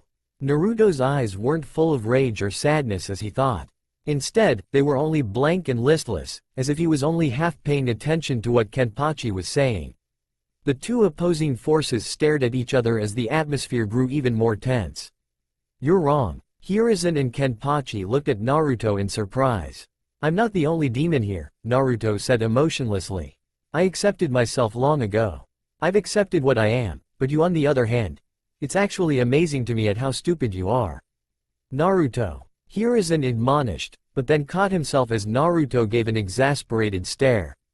Oh, right. Life or death battle going on here. I shouldn't really worry about the types of words Naruto is allowed to say. My mistake. Look at yourself. Naruto continued. Look at you, and what you're doing right now. You're parading around in that demonic form, trying to intimidate the Hokage of all people with your stupid tricks and creepy voice. What exactly do you hope to about this? Do you really think you stand a chance? Kenpachi's teeth were grinding in anger as he fought to keep a cool head. How dare that demon brat mock me, he thought venomously. His chakra flared as soft red flames began to flicker along his hunched body. You know what's even more interesting? The Kyuubi is a real demon, and even he couldn't do what you have done. You actually think you're doing good. Give me a break. That's enough, he snarled. He tensed, his shoulder muscle hardening, as the ground cracked under his paws. He's getting ready to attack, Hiruzen thought calmly as he gently set Naruto on the ground. His back faced the pseudo-Jinchuriki as he closed his eyes. He wouldn't hold back anymore. It was time to fight for real. Kenpachi coiled his muscles and leapt straight at Hiruzen, his crimson body blurring as it streaked towards the Hokage like a bullet. Naruto's eyes widened at the sheer attack speed Kenpachi carried in his demon form. Naruto couldn't even follow the man with his eyes. Hiruzen didn't move from his spot as Kenpachi grew closer and closer. Suddenly Hiruzen whipped around, just as Kenpachi's face neared his body. He deftly slammed the back of his fist into the side of Kenpachi's face. Kenpachi's animistic face grimaced with pain as he flew backwards and smashed into a building, kicking up an absurd amount of dust and debris. Naruto gasped in shock. He couldn't even see Kenpachi move, but the old man was easily able to deliver a fatal direct hit. The Hokage truly lived up to his reputation. Kenpachi groaned as he lifted himself from the rubble. He ignored the pain and charged again, this time coming at the Hokage's side. He raised a fist. A crimson chakra arm shot out of his fist, and shot at Hiruzen's side. Hiruzen refused to meet Kenpachi's gaze as his hand shot up, and caught the attack. Kenpachi's eyes widened as the ground behind the Hokage exploded and destabilized the ground itself. Hiruzen didn't waste another moment as he wrenched the chakra arm to the side. Kenpachi yelped as he was flung into another building, casing it topple on top of him. The ground trembled as Hiruzen stared his jutsu.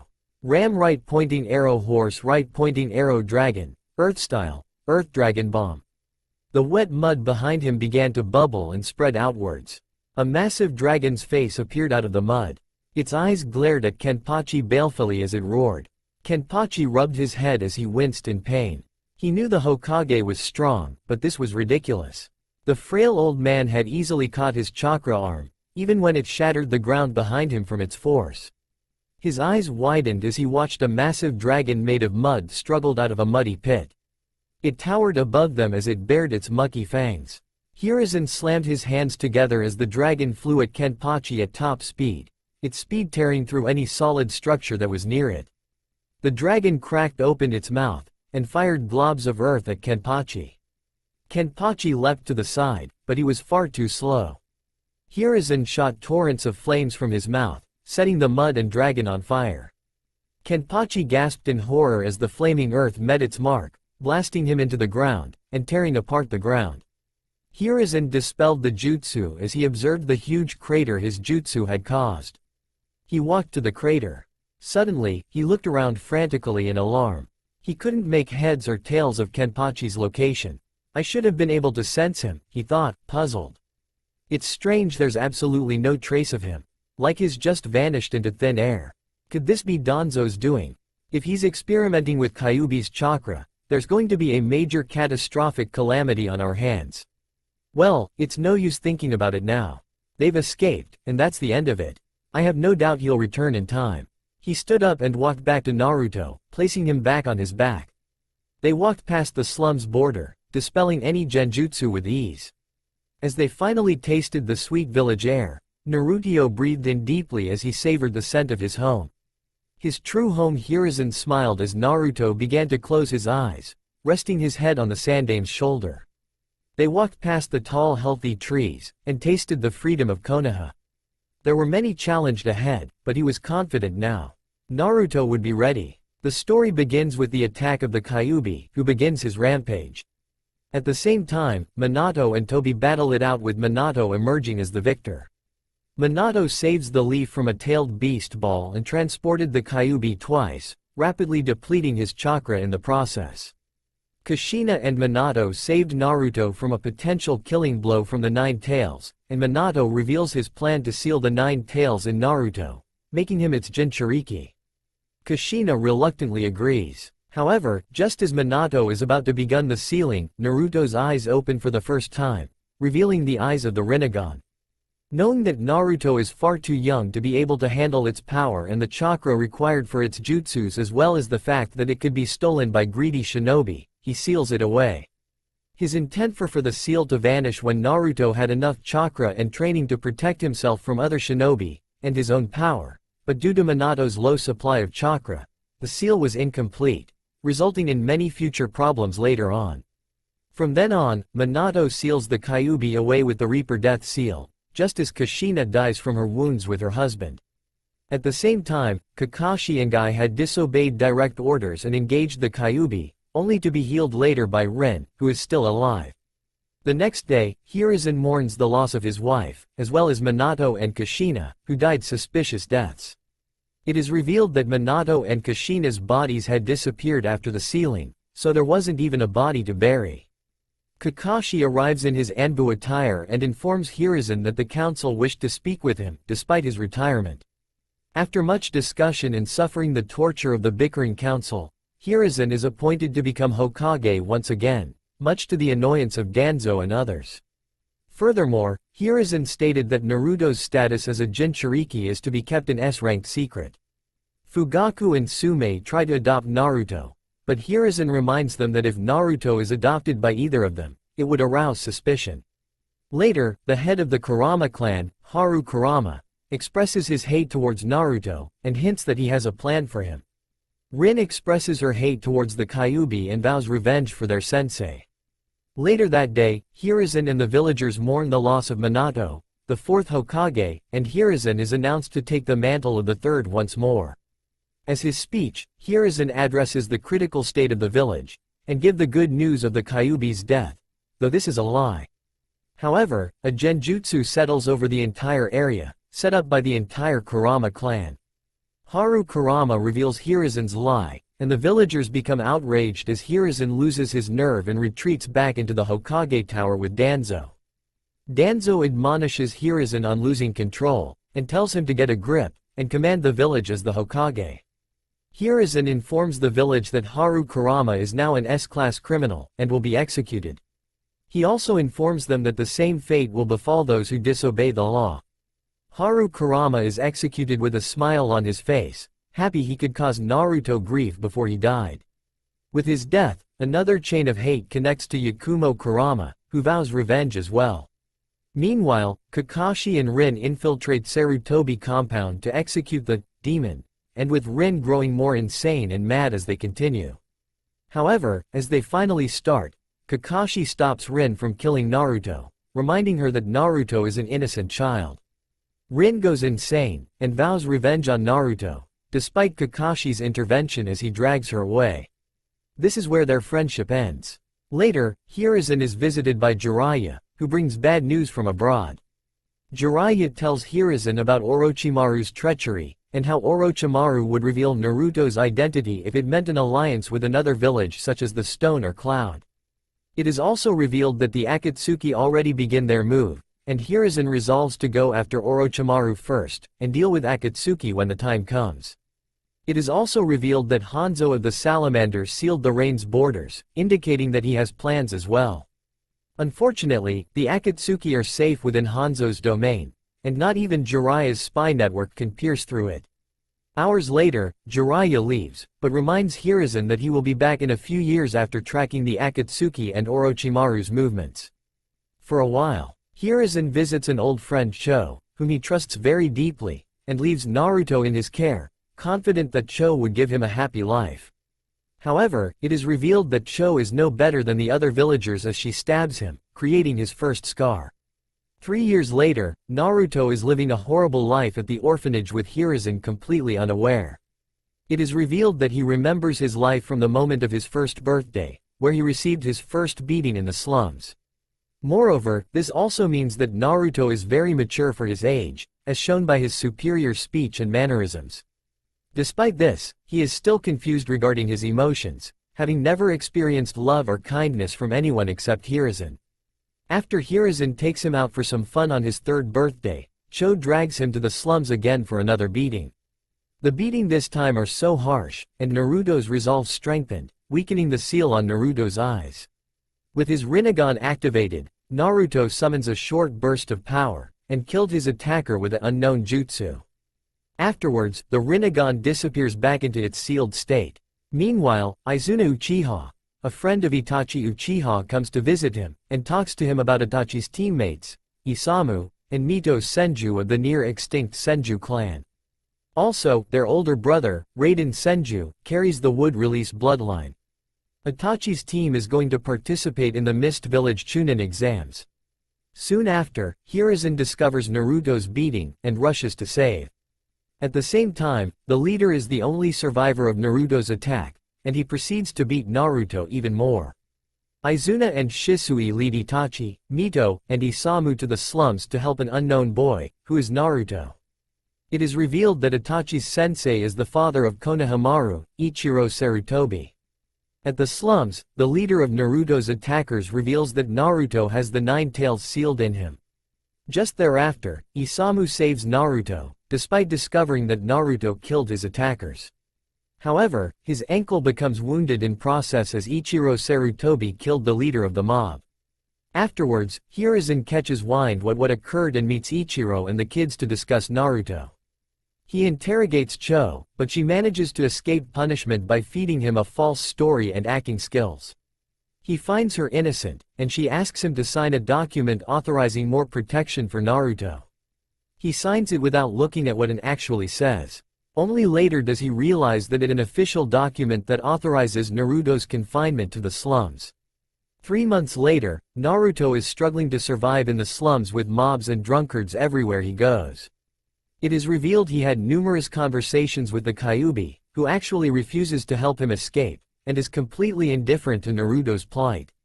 At the same time, Itachi, Mito, Isamu, and Ichiro return from the Chunin exams in the mist, but only Mito and Itachi remain alive.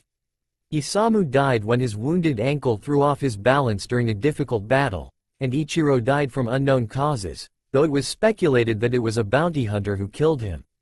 Mito and Itachi are devastated at the loss of their teammate and sensei, and they both mourn them. In the slums, Kyuubi finally offers Naruto his help, and unlocks a Kekkei Genkai. Naruto spends his limited time in his mindscape, training for his escape from the slums. In the Kurama clan compound, the Kurama clan makes an alliance with some shapeshifters of the Kedwen clan, and propose a plan to kill Naruto in the slums. The next dawn, Naruto begins his escape, destroying any thugs in his way with the inhaling maw and judgment, as well as clones and explosions.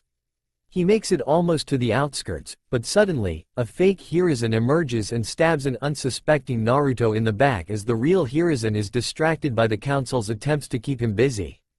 The fake Hiruzen reveals that the slums was created after the Kyuubi mounted his first-tailed beast ball on the village. Much like an aftermath of a nuclear bomb can cause birth defects, the same can be said about that who were born in the slums, where it's still tainted with residual chakra of the Kyuubi.